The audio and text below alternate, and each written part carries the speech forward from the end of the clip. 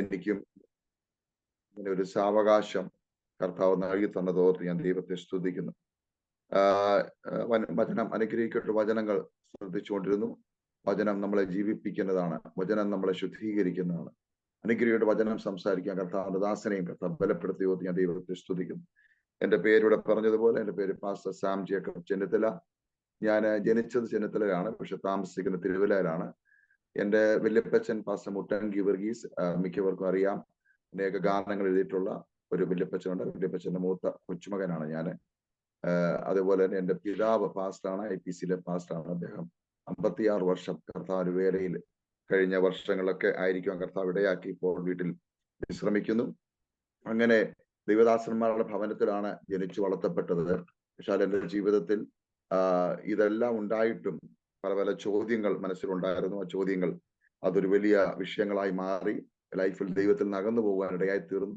ദൈവത്തിന്റെ സമയമായപ്പോൾ കർത്താവ് ഞങ്ങളെ പിടിച്ച് ദൈവ പദ്ധതിക്ക് വേണ്ടി പുറത്തു കൊണ്ടെന്ന് ഓർത്ത് ഞാൻ ദൈവത്തെ സ്തുതിക്കുന്നു. എന്റെ സാക്ഷ്യത്തിന് ആധാരമായി ഞാൻ ഒരു വാക്യം വായിക്കുവാൻ ആഗ്രഹിക്കുന്നു. യോഹന്നാന്റെ സുവിശേഷം അതിന്റെ 2-ാം അധ്യായം 5-ാമത്തെ വാക്യം ഇപ്രകാരം പറയുന്നു: അവന്റെ അമ്മ ശുശ്രൂഷക്കാരോട് അവൻ നിങ്ങളോട് എന്തെങ്കിലും കൽപ്പിച്ചാൽ അത് ചെയ്യുവീൻ എന്ന് പറഞ്ഞു. യോഹന്നാന്റെ സുവിശേഷം 2-ാം അധ്യായം അതിന്റെ 5-ാമത്തെ വാക്യമാണ് ഞാൻ വായിച്ചത്. അവന്റെ അമ്മ ശുശ്രൂഷക്കാരോട് അവൻ നിങ്ങളോട് എന്തെങ്കിലും കൽപ്പിച്ചാൽ അത് ചെയ്യുവീൻ. ഇത് നമുക്കറിയാവുന്ന ഒരു ഭാഗമാണ്. യേശു കർത്താവിന്റെ ശുശ്രൂഷയുടെ ആരംഭമായി കാനാവിൽ നടന്ന അത്ഭുതത്തിന്റെ ആദ്യത്തെ ഒരു ബേസിക് സിസ്റ്റം ശിഷ്യന്മാർക്ക് ദൈവം പരിശുദ്ധാത്മാവിലൂടെ പുറത്തു കൊണ്ടുവരികയാണ്. എന്ന് പറഞ്ഞാൽ എന്തെങ്കിലും നിങ്ങൾക്ക് ചെയ്യണമെന്നുണ്ടെങ്കിൽ, എന്തെങ്കിലും എന്റെ നാമ മഹത്വത്തിനായി നിങ്ങൾക്ക് ചെയ്യണമെന്നുണ്ടെങ്കിൽ ഞാൻ പറയുന്ന അനുസരിക്കണം. അത് ശിഷ്യന്മാർക്ക് ദൈവം പഠിക്കുന്ന ഒന്നാമത്തെ പാഠമായിരുന്നു. അത് മറിയാണ്, യേശുവിന്റെ അമ്മ മറിയാണ് ശിഷ്യന്മാർക്ക് പറഞ്ഞു കൊടുക്കുന്നത്. അവൻ എന്തെങ്കിലും കൽപ്പിച്ചാൽ അത് ചെയ്തു കൊള്ളണം, എങ്കിൽ മാത്രമേ ശുശ്രൂഷയിൽ മുന്നേറാൻ കഴിയത്തുള്ളൂ. ഞങ്ങളുടെ ജീവിതത്തിലും കർത്താവ് അത് തന്നെയാണ് കാണിച്ചു തന്നത്. ഞങ്ങളുടെ ജീവിതത്തില് പല പല അത്ഭുതങ്ങൾ, പല പല കാര്യങ്ങൾ കർത്താവ് ചെയ്തു. അതെല്ലാം ഈ ബേസിക് തിയറി ആയിരുന്നു. കർത്താവ് എന്തു പറയുന്നു അതനുസരിച്ചു. കർത്താവ് എന്തു പറയുന്നു അത് ചോദ്യം ചെയ്യാതെ, അതിനെ കൂടുതൽ ചിന്തിക്കാതെ, നമ്മുടെ തിയറിയോ തിയോളജിയോ ഒന്നും വെച്ച് അളക്കാതെ അതനുസരിച്ചപ്പോൾ കർത്താവ് അത്ഭുതങ്ങൾ ചെയ്തു. വളരെ ചുരുക്കമായി ഞാൻ എൻ്റെ സാക്ഷ്യം ദൈവനാമ മഹത്വത്തിന് വേണ്ടി പറയാൻ ആഗ്രഹിക്കുന്നു. വളരെ നീണ്ട ഒരു ടെസ്റ്റിമണിയാണ്, അതുകൊണ്ട് അത് ഒത്തിരി ദീർഘമായി പറയാൻ ഞാൻ ആഗ്രഹിക്കുന്നില്ല. ലഭിച്ച സമയത്തിനുള്ളിൽ വളരെ പെട്ടെന്ന് പറഞ്ഞു പോകാൻ ആഗ്രഹിക്കുന്നു. ഞാൻ മുന്നമേ പറഞ്ഞതുപോലെ ഒരു പെന്തക്കോസ് പാരമ്പര്യത്തിലാണ് ജനിച്ചു വളർത്തപ്പെട്ടത്. പക്ഷേ ജീവിതത്തിന്റെ പ്രതിസന്ധികളും പ്രശ്നങ്ങളും അല്ലെങ്കിൽ ഫെയ്ത്തും ജീവിതവും എല്ലാം ഇവിടെ കടന്നു വന്നപ്പോഴത്തേക്ക് ക്രിസ്തുവിനോട് അടുക്കുന്നതിന് പകരം യൗവനപ്രായത്തിൽ ദൈവത്തിൽ നിന്ന് അകന്നു പോകുവാൻ ഇടയായി തീർന്നു. വിദ്യാഭ്യാസത്തിന് ശേഷം പല രാജ്യങ്ങളിലേക്ക് കടന്നുപോയി. അങ്ങനെ അബുദാബി എന്ന പട്ടണത്തിലേക്ക് ആദ്യം എത്തുന്നു. അവിടെ ഞാൻ ജോലിയോടനുബന്ധിച്ചായിരുന്നു. അതിനുശേഷമാണ് ദുബൈയിലേക്ക് ട്രാൻസ്ഫർ ആകുന്നത്. അങ്ങനെ വിദേശ രാജ്യങ്ങളിലേക്ക് കടന്നുപോയി. ദൈവമായിട്ട് ബന്ധമുണ്ടോ എന്ന് ചോദിച്ചു കഴിഞ്ഞാൽ വ്യക്തിപരമായ ഒരു ബന്ധവുമില്ല. പിതാക്കന്മാരുടെ കെയർ ഓഫിൽ ഓടുകയാണ്. പിതാക്കന്മാരുടെ കെയർ ഓഫിൽ വ്യക്തിപരമായി ഒരു ബന്ധവും ഇല്ലാത്ത ഒരവസ്ഥയിൽ മുന്നോട്ട് പോവുകയാണ്. എന്നെ കേൾക്കുന്ന പ്രിയപ്പെട്ടവരെ, പ്രിയ കുഞ്ഞുങ്ങളെ, ഞാൻ നിങ്ങളോട് പറയുന്നു, നിങ്ങളുടെ ജീവിതത്തിലും ഇങ്ങനെ ഓടുന്നുണ്ടായിരിക്കാം. അപ്പന്റെ അമ്മയുടെയും കെയർ ഓഫിൽ, വല്യപ്പച്ചന്റെ കെയർ ഓഫിൽ, അല്ല ദൈവമായിട്ട് ഒരു ബന്ധവും ഇല്ലാത്തൊരവസ്ഥയിൽ മുന്നോട്ട് പോകുന്നുണ്ടായിരിക്കാം. ദൈവത്തിന്റെ ആത്മാവിൽ നിന്ന് ബുദ്ധി ഉപദേശിക്കുന്നു, ദൈവമായിട്ടൊരു ബന്ധം നിങ്ങൾ സ്ഥാപിക്കണം. ദൈവമായിട്ടൊരു ബന്ധമില്ലെങ്കിൽ ജീവിതത്തിൽ മുന്നോട്ട് പോകാൻ കഴിയുകയില്ല. ദൈവമായിട്ടുള്ള വ്യക്തിപര ബന്ധം എന്ന് പറയുന്നത് ഒരു മനുഷ്യന്റെ പ്രാർത്ഥനാ ജീവിതമാണ്, ഒരു മനുഷ്യന്റെ വിശുദ്ധ ജീവിതമാണ്. അത് ജീവിതത്തിൽ ഉണ്ടായെങ്കിൽ മാത്രമേ ആ ദൈവമായിട്ടുള്ള ബന്ധം നമുക്ക് സ്ഥാപിച്ചെടുക്കാൻ കഴിയുള്ളൂ. അങ്ങനെയുള്ള വ്യക്തികൾക്ക് മാത്രമേ ദൈവത്തിന്റെ വചനം അത് ശക്തി പകരുകയുള്ളൂ. അത് വായിക്കുമ്പോൾ അത് ആഹാരമായി തീരുകയുള്ളൂ, അത് ബലമായി തീരുകയുള്ളൂ. അതുകൊണ്ട് ഇങ്ങനെ വല്ലവരുടെയും കെയർ ഓഫിൽ, അപ്പന്റെ അമ്മയുടെയും കെയർ ഓഫിൽ ഇങ്ങനെ മുന്നോട്ട് പോയിട്ട് കാര്യമില്ല. ദൈവമായിട്ട് വ്യക്തിപരമായൊരു ബന്ധം ഉണ്ടോ എന്ന് ഒന്ന് സ്വയം ശോധന ചെയ്യുന്നത് നന്നായിരിക്കും. ഞാൻ എങ്ങനെങ്കിലും ഒരു ട്രാക്കിൽ ഓടിപ്പോവുകയാണോ, അതോ വ്യക്തിപരമായ ബന്ധം എനിക്കുണ്ടോ? അത് ഈ ദിവസങ്ങളിൽ പ്രിയ കുഞ്ഞുങ്ങളെ, പ്രിയ യൗവനക്കാരെ, നിങ്ങൾ സ്വയശോധന ചെയ്യണമെന്ന് ഞാൻ അപേക്ഷിക്കുന്നു. അങ്ങനെ ഒരു വ്യക്തിപരമായ ബന്ധമില്ലാതെ ഞാൻ ദുബൈയുടെ UAE പട്ടണത്തിലായിരുന്നു. UAE ദുബൈയിൽ ഇരുന്ന പട്ടണത്തിലായിരുന്നു. അങ്ങനെ അതിനുശേഷം ഞാനൊരു ഷിപ്പിംഗ് ആൻഡ് കാർഗോ കമ്പനിയിൽ സെയിൽസ് എക്സിക്യൂട്ടീവ് വർക്ക് ചെയ്തു. അതിനുശേഷം ഞാൻ എൻ്റെ വിവാഹം കഴിഞ്ഞു. വിവാഹം കഴിഞ്ഞതിന് ശേഷം ഞങ്ങൾ കുടുംബമായി ദുബായ് പട്ടണത്തിലേക്ക് എത്തി. അവിടെ ഞങ്ങള് 1-2 മാസം ജോലി ചെയ്തു. അതിനുശേഷം ജോലി റിസൈൻ ചെയ്ത് ബിസിനസ് ആരംഭിച്ചു. അങ്ങനെ shipping and cargo company Dubai പട്ടണത്തിൽ ഞങ്ങൾ ആരംഭിക്കാനിടയായി തീർന്നു. അതിനുശേഷം ഞങ്ങൾക്ക് ഒറ്റ ലക്ഷ്യമേ ഉള്ളൂ എന്ന് പറഞ്ഞാൽ, എന്റെ ലൈഫില് എനിക്ക് ഒറ്റ ലക്ഷ്യമേ ഉള്ളൂ. എന്റെ പിതാക്കന്മാർ കാണിച്ച പോലെയുള്ള പരിപാടി ഞാൻ കാണിക്കത്തില്ല. എന്റെ പിതാക്കന്മാർ ഒരു ഭോഷത്വം കാണിച്ചു, അവര് വിഡ്ഢിത്തം കാണിച്ചു, അതുകൊണ്ട് ഞാനത് കാണിക്കത്തില്ല. ഞാൻ അവർ നഷ്ടപ്പെടുത്തിയെല്ലാം തിരിച്ചു പിടിക്കും. അതായിരുന്നു എന്റെ ലക്ഷ്യം. അവരെന്താ കാണിച്ച വിഡ്ഢിത്തം, അവർ കാണിച്ച ഭോഷത്വം എന്താണെന്ന് അറിയാമോ? അവർ തങ്ങളുടെ സ്വത്തുക്കൾ കർത്താവിന് വേണ്ടി കൊടുത്തു. അനേക കഷ്ടതകൾ കിടക്കുന്നവർക്ക്, രോഗത്തിൽ അടിമപ്പെട്ടവർക്ക്, വീടില്ലാത്തവർക്ക്, കല്യാണം കഴിക്കാൻ പ്രായമായ കുഞ്ഞുങ്ങൾക്കൊക്കെ ഞങ്ങളുടെ പിതാക്കന്മാരുടെ സ്വത്തുക്കൾ അവർക്ക് ദാനം ചെയ്ത് അവരെ സഹായിച്ചപ്പോൾ ഞങ്ങൾ മക്കൾക്കും കൊച്ചുമക്കൾക്കും ഒക്കെ സ്വത്തുക്കൾ ഇല്ലാതായി മാറ്റപ്പെട്ടു. പ്രതിസ്വത്ത് ഇല്ലാതായി മാറി. അതൊക്കെ ജീവിതത്തിൽ വലിയ ചോദ്യങ്ങളായി മാറി. അതൊക്കെയാണ് ദൈവത്തിൽ നിന്ന് അകറ്റുവാനുള്ള കാര്യം. ഈ കഷ്ടതയുടെ മാർഗമാണോ ക്രിസ്തീയ ജീവിതം? എന്തിനാണ് ഈ വല്യപ്പന്മാർ ഇങ്ങനെ കഷ്ടതയുടെ മാർഗം തിരഞ്ഞെടുത്തത്? ഇതിന്റെ ആവശ്യം എന്താണ് എന്നൊക്കെ ചോദ്യങ്ങൾ മനസ്സിലുണ്ടായി. അതാണ് ക്രിസ്തുവിൽ നിന്ന് എന്നെ അകറ്റിക്കളഞ്ഞത്. അങ്ങനെ ദൈവത്തിൽ നിന്ന് അകന്ന് ഒരു ബിസിനസ്സുകാരനായി ആ ദുബായ് എന്ന പട്ടണത്തിൽ ബിസിനസ് വളരെ ശക്തമായി മുന്നോട്ട് പോവുകയാണ്. വളരെ ചിന്തിക്കേണ്ട കാര്യമാണ്. ദൈവമായിട്ട് ബന്ധമുണ്ടോ ഇല്ലയോ, ഇതൊന്നും ഈ ലോകത്തിലെ വിഷയങ്ങൾക്ക് കാരണമല്ല. പലരുടെയും ചിന്ത, ദൈവത്തോട് കൂടുതൽ അടുത്ത് ജീവിച്ചു കഴിഞ്ഞാൽ ഒത്തിരി പൈസ കിട്ടും, ദൈവത്തോട് അകന്നു പോയി കഴിഞ്ഞാൽ കുറച്ച് പൈസ കിട്ടും. ഇതൊന്നും ഇതിനൊരു മാനദണ്ഡമല്ല. ക്രിസ്തീയ ജീവിതത്തിന്റെ മാനദണ്ഡമല്ല ഇതൊന്നും. ഈ ലോകത്തിലെ ഭൗതിക നന്മകളോ ഈ ലോകത്തിലെ ജോലികളോ ഇതൊന്നും ക്രിസ്തീയ ജീവിതത്തിന്റെ മാനദണ്ഡമല്ല. ഇതൊന്നുമല്ല നമ്മുടെ ലക്ഷ്യം. ബിക്കോസ് നമ്മൾ ഒരുവൻ ക്രിസ്തുവിലായി കഴിഞ്ഞാൽ നമ്മൾ പുതിയ സൃഷ്ടിയാണ്. നമ്മുടെ പൗരത്വം മാറുകയാണ്, നമ്മുടെ ചിന്തകൾ മാറുകയാണ്, നമ്മുടെ വിചാരങ്ങൾ മാറുകയാണ്, നമ്മുടെ സിസ്റ്റം ചേഞ്ച് ചെയ്യുകയാണ്. നമ്മൾ ഒരിക്കലും ഈ ലോകത്തിലുള്ളവരല്ല. നമ്മുടെ ചിന്ത ഉയരത്തിലുള്ള ചിന്തിക്കണം ദൈവാത്മാവിനെ നമ്മോട് സംസാരിക്കുന്നത്. അങ്ങനെയാണെങ്കിൽ ഒരു ദൈവ പൈതലിനെ സംബന്ധിച്ച് ഇവിടെ കാറ് കിട്ടുന്നതോ വീട് കിട്ടുന്നതോ ജോലി കിട്ടുന്നതോ ഒന്നും അല്ല വിഷയം. ഇതെല്ലാം ആവശ്യമുണ്ട്. പക്ഷെ ഇതൊന്നുമല്ല നമ്മുടെ യഥാർത്ഥമായ ക്രിസ്തീയ ജീവിതത്തിന്റെ ബേസ് എന്ന് പറയുന്നത്. അങ്ങനെ ഞാനിത് വചനത്തിലേക്ക് പോകുന്നില്ല. പോയി കഴിഞ്ഞാൽ എന്റെ സാക്ഷ്യം പറയാൻ കഴിയില്ല. അതുകൊണ്ട് ഞാൻ ആ വചനത്തിൽ കട്ട് ചെയ്ത് പുറോട്ട് വരുന്നത്. സാക്ഷ്യത്തിലേക്ക് മടങ്ങി വരട്ടെ. അപ്പോൾ ഈ അനേക നന്മകൾ എന്ന് പറഞ്ഞാൽ ബിസിനസ് വളരെ നന്നായി മുന്നോട്ട് വളരാൻ തുടങ്ങി. അപ്പോൾ ദൈവമില്ലാതെ ജീവിക്കുന്ന, പ്രാർത്ഥിക്കാത്ത, ദൈവത്തെ സ്തുതിക്കാത്ത, വചനം വായിക്കാത്ത എന്റെ ബിസിനസ് പച്ചപിടിക്കാനുള്ള കാര്യം എന്താണ്? എപ്പോഴും നമ്മളെ ചിന്തിക്കുക, എല്ലാവരെയും അനുഗ്രഹിക്കുന്ന ദൈവമാണ്, എല്ലാവരെയും സഹായിക്കുന്ന ദൈവമാണ്. ദൈവം ആരോട് ദോഷം ചെയ്യാൻ ആഗ്രഹിക്കുന്നില്ല, ദൈവം ആരെ നശിപ്പിക്കാൻ ആഗ്രഹിക്കുന്നില്ല. ദൈവം എല്ലാവരെയും സ്നേഹിക്കാൻ ആഗ്രഹിക്കുന്നു, ദൈവത്തിന്റെ പദ്ധതിയിലേക്ക് കൊണ്ടുവരാൻ ആഗ്രഹിക്കുന്നു. അപ്പോൾ ഒരു കാര്യം ചിന്തിക്കുക, നമ്മൾ ചിന്തിക്കുന്നത് ദൈവത്തെ സേവിക്കുന്ന ആൾക്കാരുടെ വീട്ടിലെല്ലാം മഴ പെയ്യട്ടെ, സേവിക്കാത്തവരെല്ലാം മഴ പെയ്യാതിരിക്കട്ടെ. അങ്ങനെ നമ്മൾ ചിന്തിക്കുന്നില്ല. നമ്മുടെ മനുഷ്യന്റെ ചിന്താഗതി അതൊക്കെ. ദൈവം അങ്ങനല്ല. ദൈവത്തെ സേവിക്കുന്നവനും സേവിക്കാത്തവനും ഒരേപോലെ മഴ പെയ്യ്ക്കുന്ന ദൈവമാണ്, ഒരേപോലെ മഞ്ഞു കൊടുക്കുന്ന ദൈവമാണ്. അങ്ങനാണെങ്കിൽ പിന്നെന്താണ്? ദൈവത്തെ സേവിക്കുന്നവന് പ്രത്യേകമായി ഒരുക്കിയിട്ടുള്ള കാര്യങ്ങൾ എന്താണ്? ദൈവത്തെ സേവിക്കുന്നവന് ഒറ്റ പ്രത്യേകതയുള്ളൂ, ദൈവമായിട്ട് ഉടമ്പടി ചെയ്ത് ജീവിക്കുന്നവനിൽ നിന്ന് മാത്രമേ ദൈവം എന്തെങ്കിലും സ്വീകരിക്കുകയുള്ളൂ. അതാണ് ഏറ്റവും വലിയ പ്രത്യേകത. ഇങ്ങോട്ട് ദൈവം എന്തും തരും, ആർക്കും കൊടുക്കും. പക്ഷേ ദൈവം അങ്ങോട്ട് എന്തെങ്കിലും മേടിക്കണമെന്നുണ്ടെങ്കിൽ അത് ദൈവമായിട്ട് ഉടമ്പടി ചെയ്ത വ്യക്തിക്ക് മാത്രമേ അങ്ങോട്ട് കൊടുക്കാൻ കഴിയുകയുള്ളൂ. എന്ന് പറഞ്ഞു കഴിഞ്ഞാൽ നമ്മുടെ പ്രാർത്ഥന മുകളിലോട്ട് പോകണമെങ്കിൽ, നമ്മുടെ സ്തുതി സ്തോത്രങ്ങൾ മുകളിലോട്ട് പോകണമെങ്കിൽ, നമ്മുടെ ഹല്ലേലൂയ, നമ്മുടെ കൊടുക്കൽ വാങ്ങൽ എല്ലാം മുകളിലോട്ട് പോകണമെന്നുണ്ടെങ്കിൽ നമ്മൾ ദൈവമായിട്ട് ഉടമ്പടി ചെയ്ത് ദൈവമായിട്ട് ജീവിക്കാൻ തീരുമാനമെടുത്ത് കർത്താവിന്റെ രക്ഷിതാവും കർത്താവുമാണെന്ന് തീരുമാനമെടുത്തെങ്കിൽ മാത്രമേ നമ്മൾ കൊടുക്കുന്നത് കർത്താവ് സ്വീകരിക്കുകയുള്ളൂ. അങ്ങനെയാണ് ക്രിസ്തീയ ജീവിതത്തിന്റെ വലിയൊരു ഭാഗ്യാവസ്ഥ എന്ന് പറയുന്നത്. അങ്ങനെ ആ ബിസിനസ് വളരെ നന്നായി മുന്നോട്ട് പോകുന്ന സമയം ദൈവമായിട്ട് ഒരു ബന്ധവുമില്ല. ദൈവത്തിന്റെ ദാസന്മാർ പലവട്ടം എന്നോട് ആലോചന പറഞ്ഞ് മടങ്ങി വരാൻ, മാനസാന്തരപ്പെടാൻ. ഇതൊന്നും ഞാൻ കേട്ടില്ല, ഞാൻ ഓടിച്ചു പോവുകയാണ്. മാനസാന്തരപ്പെടാൻ പറഞ്ഞു, ഞാൻ കൈക്കൊണ്ടില്ല. അങ്ങനെ മുന്നോട്ട് പോകുന്ന സമയത്ത് ദുബായ് പട്ടണത്തിൽ വെച്ച് ദൈവത്തിന്റെ പിടി ഒന്നാമതായി എന്റെ വീഴുന്നത് 2008-ലാണ്. 2008 ഞാനൊരു ഹോളിനകത്ത് വെച്ചാണ് ദൈവത്തിന്റെ സന്ദർശനം ആദ്യമായിട്ട് അനുഭവിക്കുന്നത്. അനേക ദൈവദാസന്മാർ എന്നോട് ദൂത് പറഞ്ഞിട്ട് ഞാൻ കേൾക്കാതെ ദൈവത്തെ മറുതലിച്ച് നടന്നൊരു കാലഘട്ടം. എന്നാൽ ആ കാലഘട്ടത്തിൽ ആ ദൈവത്തിന്റെ ശബ്ദം വ്യക്തമായി ഞാൻ ഹോളിനകത്ത് വെച്ച് കേൾക്കുകയാണ്. ആ ശബ്ദത്തിന് മുന്നിൽ ഞാൻ സറണ്ടർ ചെയ്യപ്പെട്ടു. ആ ശബ്ദം കേട്ടത് വെറുതെ അല്ല, ആ ശബ്ദത്തിന്റെ കാഠിന്യം ഭയങ്കരമായിരുന്നു. ദൈവത്തിന്റെ ശബ്ദം നേരിട്ട് കേൾക്കുക എന്ന് പറയുന്നത് അത്ര നല്ലതല്ല. പലപ്പോഴും ദൈവത്തിന്റെ ശബ്ദം നമ്മൾ കേൾക്കുന്നത് ഹല്ലേലൂയ. നമ്മളിൽ പരിശുദ്ധാത്മാവിന്റെ ശക്തി വ്യാപരിക്കുമ്പോൾ ആത്മാവ് നമ്മളോട് സംസാരിക്കും. ദൈവത്തിന്റെ വചനം നമ്മളോട് സംസാരിക്കും. ദൈവദാസന്മാരോട് നമ്മളോട് സംസാരിക്കും.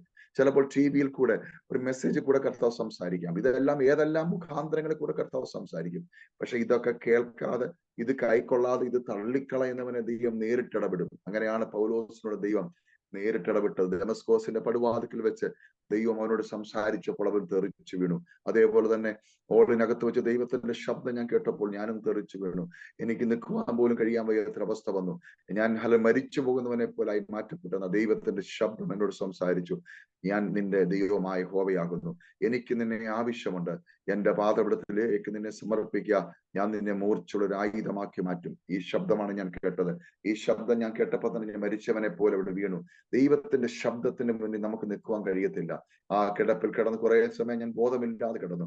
അതിനുശേഷം എനിക്ക് ബോധം വീണപ്പോൾ പാപത്തെ കുറിച്ചുള്ള ബോധമുണ്ടായിട്ട് ഞാൻ കരയാൻ തുടങ്ങി.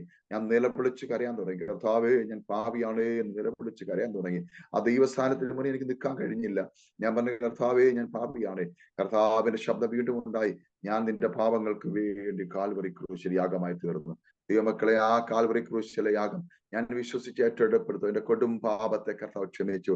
കഠിന പാപിയായിരുന്നു ഞാൻ, എന്റെ പാപത്തെ കർത്താവ് ക്ഷമിച്ചു. എനിക്ക് ബിസിനസ് ഉണ്ട്, ക്യാഷ് ഉണ്ട്, എല്ലാം ഉണ്ട്. പക്ഷെ എനിക്ക് രാത്രി ഉറങ്ങാൻ കഴിയുന്നില്ലായിരുന്നു. വല്ലാത്തൊരു ടെൻഷൻ പിടിച്ച ജീവിതമായിരുന്നു. എന്നാൽ ദൈവം അന്ന് രാത്രി എന്റെ പാപങ്ങളെ ക്ഷമിച്ച് എന്നിൽ വ്യാപരിച്ച് ഇരുട്ടിന്റെ ശക്തികളെ കർത്താവ് പുറത്താക്കി കഴിഞ്ഞപ്പോൾ എന്റെ ലൈഫിൽ അന്ന് വരെ അനുഭവിക്കാത്ത സമാധാനം ഞാൻ അനുഭവിച്ചു. അന്ന് വരെ അനുഭവിച്ചിട്ടില്ലാത്ത ഒരു വലിയ ദൈവസ്നേഹം ഞാൻ അനുഭവിക്കാൻ തുടങ്ങി.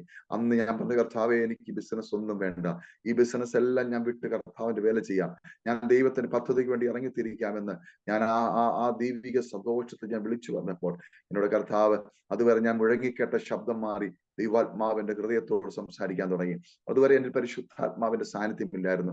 ഞാൻ ഇരുട്ടിന്റെ ശക്തിക്ക് അധിപതിയായിരുന്നു, ഇരുട്ടിന്റെ ശക്തിന് അടിമയായിരുന്നു. എന്നാൽ കർത്താവ് ഇരുട്ടിന്റെ ശക്തികളെ പുറത്താക്കി പരിശുദ്ധാത്മാവ് എന്റെ മേൽ കൺട്രോൾ ഏറ്റെടുത്തു കഴിഞ്ഞപ്പോൾ ദൈവാത്മാവിനോട് ഇടപെടാൻ തുടങ്ങി. ദൈവാത്മാവിനോട് പറഞ്ഞു, ഞാൻ നിന്നെ ശക്തീകരിക്കും, ഞാൻ നിന്നെ മൂർച്ചുള്ള ആയുധമാക്കി മാറ്റും, ഞാൻ പറയുന്ന അനുസരിക്കുക, ഞാൻ പറയുന്ന പോലെ മുന്നോട്ട് പോകുക. ഞാൻ പറഞ്ഞു, കർത്താവ്, ഞാൻ ഇപ്പൊ ബിസിനസ് വിട്ടേക്കാം, എനിക്കിനി ഇതൊന്നും വേണ്ട. കർത്താവ് പറഞ്ഞല്ല, ഞാൻ നിന്നെ ഒരു ടൈം വരെ ഇതേപോലെ മുന്നോട്ട് കൊണ്ടുപോകും, അത് കഴിഞ്ഞിട്ട് ഞാൻ പുറത്തിറക്കും. ഇപ്പോൾ നീ എന്റെ പാദപീഠത്തിരുന്ന് പഠിക്കാൻ പറഞ്ഞു. ദൈവത്തിന്റെ പാദപീഠത്തിരുന്ന് പഠിക്കാൻ ഞാൻ ആരംഭിച്ചു. അനേക സ്ഥലങ്ങളിൽ കർത്താവിനെ അയക്കാൻ തുടങ്ങി. ദൈവ പദ്ധതിക്ക് വേണ്ടി അനേക സ്ഥലങ്ങളിൽ കർത്താവ് അയക്കാൻ തുടങ്ങി. ദൈവമക്കളെ, ഈ പരിശുദ്ധാത്മാവിന്റെ അത്യന്തമായ ശക്തി എന്നിലേക്ക് ഇറങ്ങി വന്നപ്പോൾ നമ്മുടെ എല്ലാം ചിന്താഗതി എന്ന് വെച്ചാൽ പരിശുദ്ധാത്മാവിന്റെ ശക്തി ഇറങ്ങി വന്നു കഴിഞ്ഞാൽ അന്യഭാഷ പറഞ്ഞ് പാട്ടിന്റെ അവസാനത്തെ ലൈൻ സ്പീഡ് കൂട്ടി പാടുമ്പോൾ എന്തെങ്കിലുമൊക്കെ പറഞ്ഞ് കുറച്ച് കൈകൊട്ടി വീട്ടിൽ പോവുക. അതാണ് നമ്മുടെയൊക്കെ എക്സ്പീരിയൻസ്. പരിശുദ്ധാത്മാവ് ഇറങ്ങി വന്നു കഴിഞ്ഞാൽ നമ്മൾ ചിന്തിക്കുന്നതിനൊക്കെ അപ്പുറത്താണ്. പരിശുദ്ധാത്മാവ് നമ്മളെ കൺട്രോൾ ചെയ്യുന്നുണ്ടെങ്കിൽ ആത്മാവിന്റെ കൃപാവരങ്ങൾ ജ്വലിക്കാൻ തുടങ്ങും. ആത്മാവിന്റെ ശക്തി എന്തെല്ലാം നമ്മളെ കൊണ്ട് ചെയ്യിക്കാൻ ആഗ്രഹിക്കുന്നു അതെല്ലാം പുറത്തു വരാൻ തുടങ്ങും. ഈ അത്യന്തമായ ശക്തി എന്നിൽ കൃപാവരങ്ങളായി ജ്വലിക്കാൻ തുടങ്ങി. അത്യന്തമായ ശക്തി അധികാരത്തിന് ശുശ്രൂഷകൾ വെളിപ്പെടാൻ തുടങ്ങി. അനേക രാജ്യങ്ങളിൽ കർത്താവിനെ അയക്കാൻ തുടങ്ങി. ദുബൈ പട്ടണത്തിൽ നിന്ന് ഞാൻ പല സ്ഥലങ്ങളിൽ ശുശ്രൂഷയെ കടന്നു പോകാൻ തുടങ്ങി. അന്ധകാര ശക്തികൾ മുന്നിൽ കീഴാൻ തുടങ്ങി.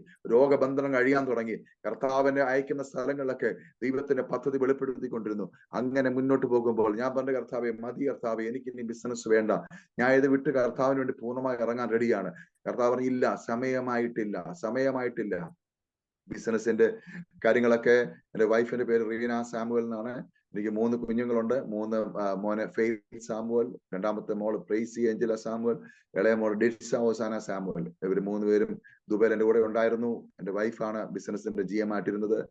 അവിടെ മറ്റുള്ളവരൊക്കെ ഉള്ളതുകൊണ്ട് ഞാൻ ഓഫീസിൽ അങ്ങനെ പോകാറില്ലായിരുന്നു. എനിക്ക് കിട്ടുന്ന സമയമൊക്കെ ശുശ്രൂഷയെ മുന്നേറുവാൻ, കർത്താവ് അയക്കുന്ന സ്ഥലങ്ങളിൽ വചനം പഠിക്കുവാനും ഒക്കെ കർത്താവിടെയാക്കി. പല സ്ഥലങ്ങളിൽ കടന്നു പോകാൻ കർത്താവിടെയാക്കി. അങ്ങനെ 2008 പുറത്തു വന്ന ഞാൻ 2008 മുതൽ 2012 വരെ അനേക സ്ഥലങ്ങളിൽ കർത്താവ് അയക്കുന്ന സ്ഥലത്ത് ബദ്ധന്മാരെ അഴിച്ചു വിടുവാൻ, ബന്ധിക്കപ്പെട്ടവരെ പുറത്തു കൊണ്ടുവരുവാൻ, ഈ യേശു ക്രിസ്തു മാത്രം ദൈവമെന്ന് വിളിച്ചു പറയുവാൻ, അനേകരെ രക്ഷയിലേക്ക് കൊണ്ടുവരുവാനൊക്കെ കർത്താവ് ഇടയാക്കി.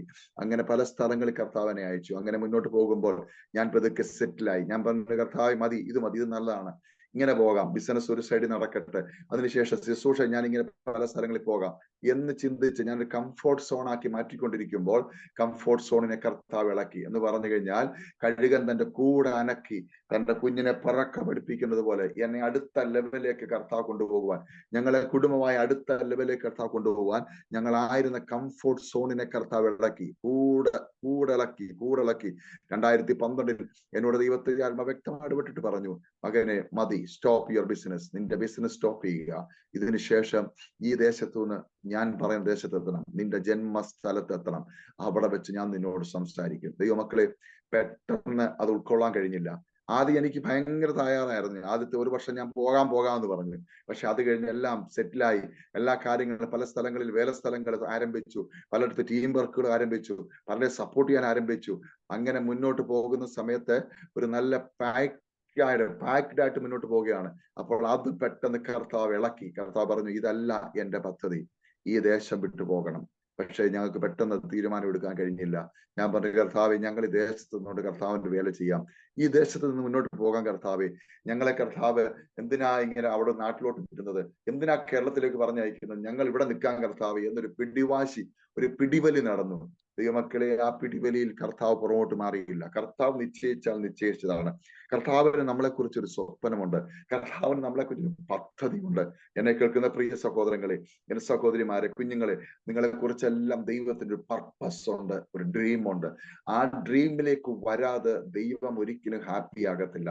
നമ്മൾ പല കാര്യങ്ങളും ചെയ്യുന്നുണ്ട്, ശരിയാണ്, സുവിശേഷ വേല എന്ന അതിന്റെ പേരും. പക്ഷേ അത് ദൈവം നമ്മളെ കുറിച്ച് ആഗ്രഹിക്കുന്നതാണോ എന്നുള്ളതാണ് ഏറ്റവും വലിയ കാര്യം. യിരെമ്യാവിന്റെ പുസ്തകത്തിൽ നമ്മൾ 1 കാണുന്നുണ്ട്, യിരെമ്യാവിനെ ദൈവം തന്റെ അമ്മ അറിയുന്നതിന് മുമ്പ് യിരെമ്യാവിനെ ദൈവം അറിഞ്ഞു. ഒരമ്മയാണ് ഒരു കുഞ്ഞിനെ ആദ്യം അറിയുന്നത്, അപ്പൻ അറിയുന്നതിന് മുമ്പ്, ബന്ധക്കാർ അറിയുന്നതിന് മുമ്പ്, നാട്ടുകാർ അറിയുന്നതിന് മുമ്പ്, അമ്മ കുഞ്ഞ് ജനിക്കുന്നതിന് മുമ്പേ കുഞ്ഞിനെ അറിയാൻ തുടങ്ങും. വയറ്റിൽ കിടക്കുമ്പോൾ തന്നെ ആ കുഞ്ഞിനെ അനക്കം, ചലനം, ആ കുഞ്ഞിനോട് അമ്മ സംസാരിക്കാൻ തുടങ്ങും. പക്ഷേ ആ അമ്മയെ അറിയുന്നതിന് മുമ്പേ കർത്താവ് പറയാണ്, ആ അമ്മയെ അറിയുന്നതിന് മുമ്പേ ഞാൻ നിന്നെ അറിഞ്ഞു.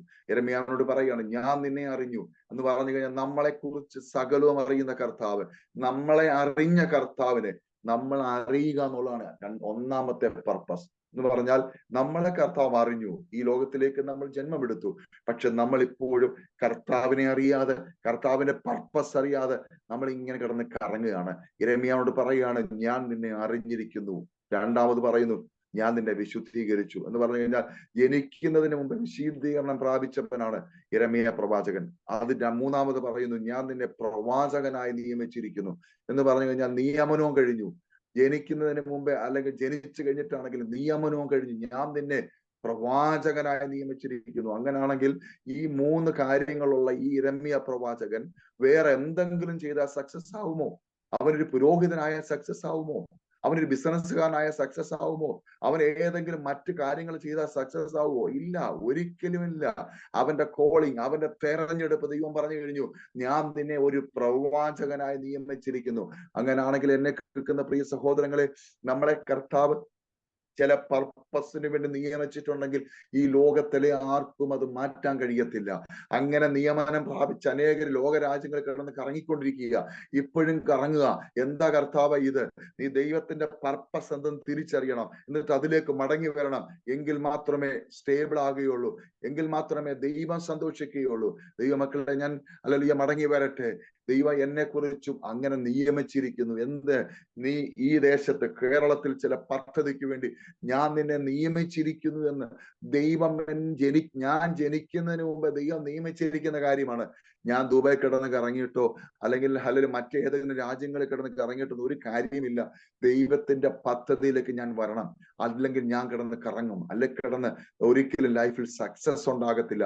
ഞാൻ കർത്താവിന്റെ വേല അവിടെ ചെയ്യുമ്പോഴും അനേക രാജ്യങ്ങളിൽ കടന്നുപോയി കർത്താവിന് സാക്ഷിയാകുമ്പോഴും എനിക്കൊരു സക്സസ് ഇല്ലായിരുന്നു.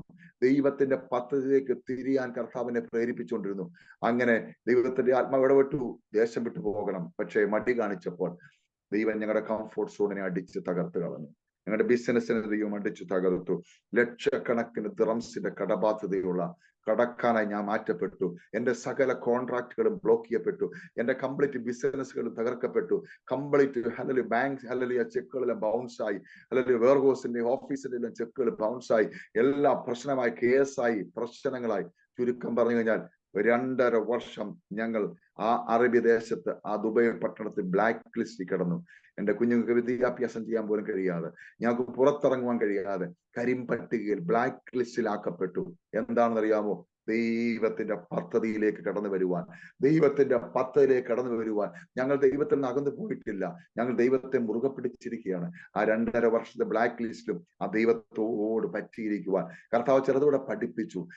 കഷ്ടതയിലായത് എനിക്ക് ഗുണമായെന്ന് പറയത്തക്ക രീതിയിൽ ദൈവത്തെ ഒന്നുകൂടെ രുചിച്ചറിയുവാൻ, ഈ ദൈവം സർവശക്തനായ ദൈവമാണെന്നും ഈ ദൈവത്തെ പോലെ വേറെ ദൈവമില്ലെന്നും ഒന്നുകൂടൊന്ന് ആഴമായി വിശ്വസിക്കുവാൻ ആ കഷ്ടത ഞങ്ങൾക്ക് ഇടയാക്കി തീർത്തു.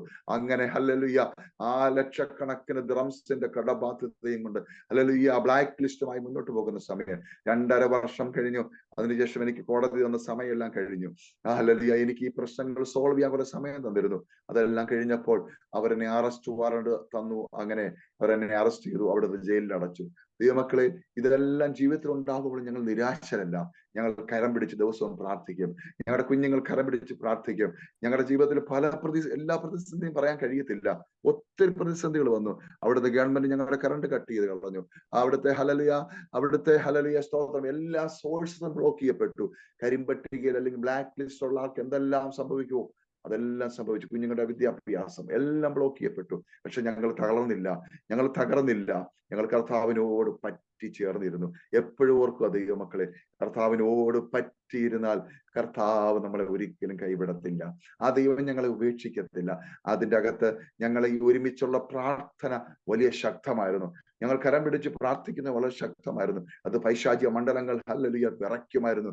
ഞങ്ങളുടെ മുന്നിൽ ഒത്തിരി കേസുകൾ കടന്നു വന്നു, ഒത്തിരി ലോക്കൽ കേസുകൾ. അതെല്ലാം എനിക്ക് പബ്ലിക്കിൽ പറയാൻ കഴിയത്തില്ല.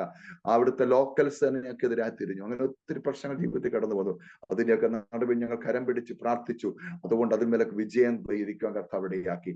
അപ്പൊ ഞങ്ങളുടെ കരം പിടിച്ചുള്ള പ്രാർത്ഥന ഇല്ലാതാക്കാൻ വേണ്ടി ജയിലിലേക്ക് മാറ്റപ്പെട്ടു എന്ന് പറഞ്ഞു കഴിഞ്ഞാൽ, കരം പിടിച്ച് പ്രാർത്ഥിച്ചാൽ അത്ഭുതങ്ങൾ സംഭവിക്കും. എന്നെ കേൾക്കുന്ന പ്രിയ കുടുംബസ്ഥരായ പ്രിയപ്പെട്ടവരോട് ഞാൻ പറയുകയാണ്, നിങ്ങൾ ഭാര്യ ഭർത്താക്കന്മാർ കരം പിടിച്ച് പ്രാർത്ഥിച്ചാൽ നിങ്ങളുടെ തലമുറയ്ക്ക് അത് കോട്ടയാണ്, നിങ്ങളുടെ കുടുംബത്തിന് കോട്ടയാണ്. അതൊരു വലിയ വേലിയാണ്, പ്രാർത്ഥനാ വേലിയാണ്. അത് തീമതില നിങ്ങൾക്ക് ചുറ്റും കോട്ടയായിരിക്കും. നിങ്ങൾ കരം കൊടുത്ത് പ്രാർത്ഥിക്കാൻ തയ്യാറാണെങ്കിൽ അത്ഭുതങ്ങൾ സംഭവിക്കും. ഇന്നുവരെ നടക്കാത്ത കാര്യങ്ങൾ ജീവിതത്തിൽ നടക്കാൻ തുടങ്ങും. ഇന്നുവരെ സംഭവിക്കാത്ത ഹല്ലേലൂയ അത്ഭുതങ്ങൾ ജീവിതത്തിൽ സംഭവിക്കാൻ തുടങ്ങും. തലമുറ വിഷയങ്ങൾ ഭാരപ്പെടുന്നോ?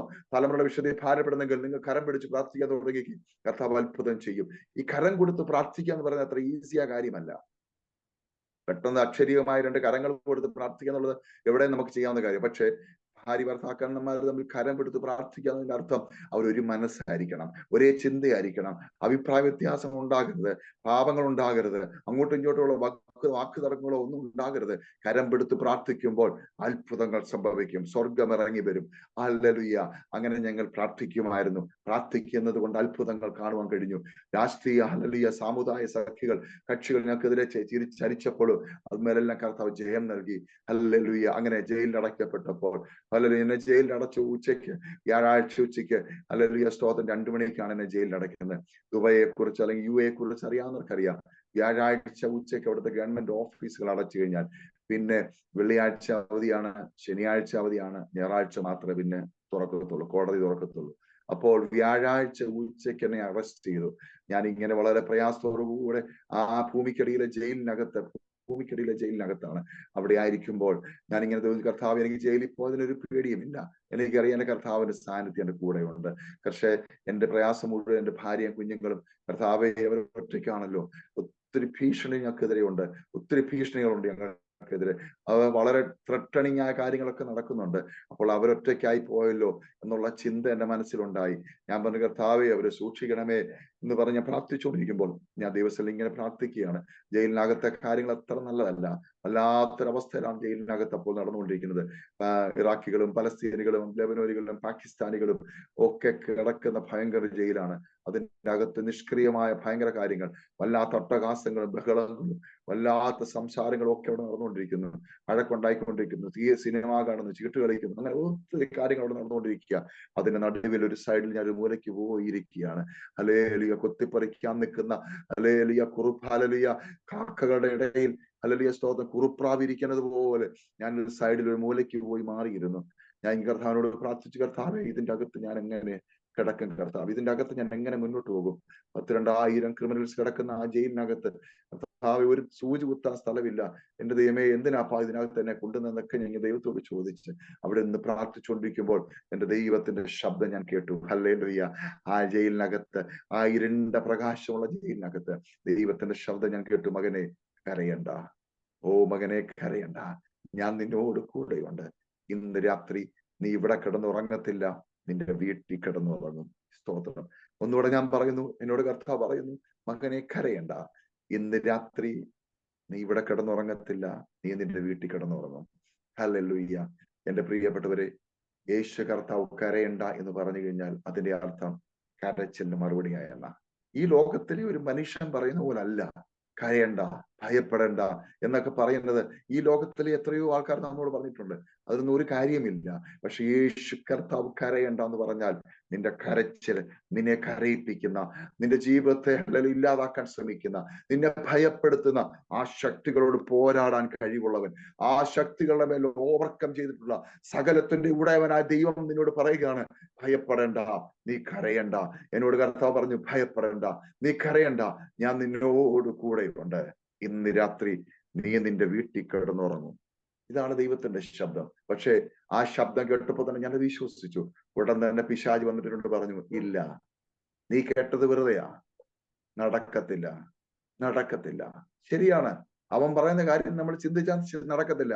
പിശാച് പറയുന്നത് നടക്കത്തില്ല. കാര്യം എന്തറിയാമോ? ഉച്ചക്ക് 2 മണിയായപ്പോൾ എന്നെ അറസ്റ്റ് ചെയ്ത് അകത്തിട്ട് കഴിഞ്ഞതിന് ശേഷം എല്ലാ ഗവൺമെന്റ് ഓഫീസേഴ്സും അവർ വീട്ടിലേക്ക് പോയി കഴിഞ്ഞു. ഇനി അവർ ഞായറാഴ്ച മാത്രമേ, സൺഡേയിൽ മാത്രമേ വരത്തുള്ളൂ.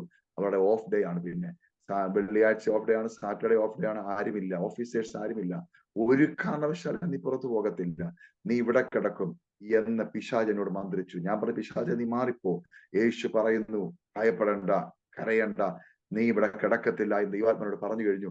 ഞാൻ ഇവിടെ നിന്ന് പുറത്തു പോകും. ഹല്ലേലൂയ. ദൈവമക്കളെ, ഞാൻ അത് വിശ്വസിച്ച് ഏറ്റെടുത്തു.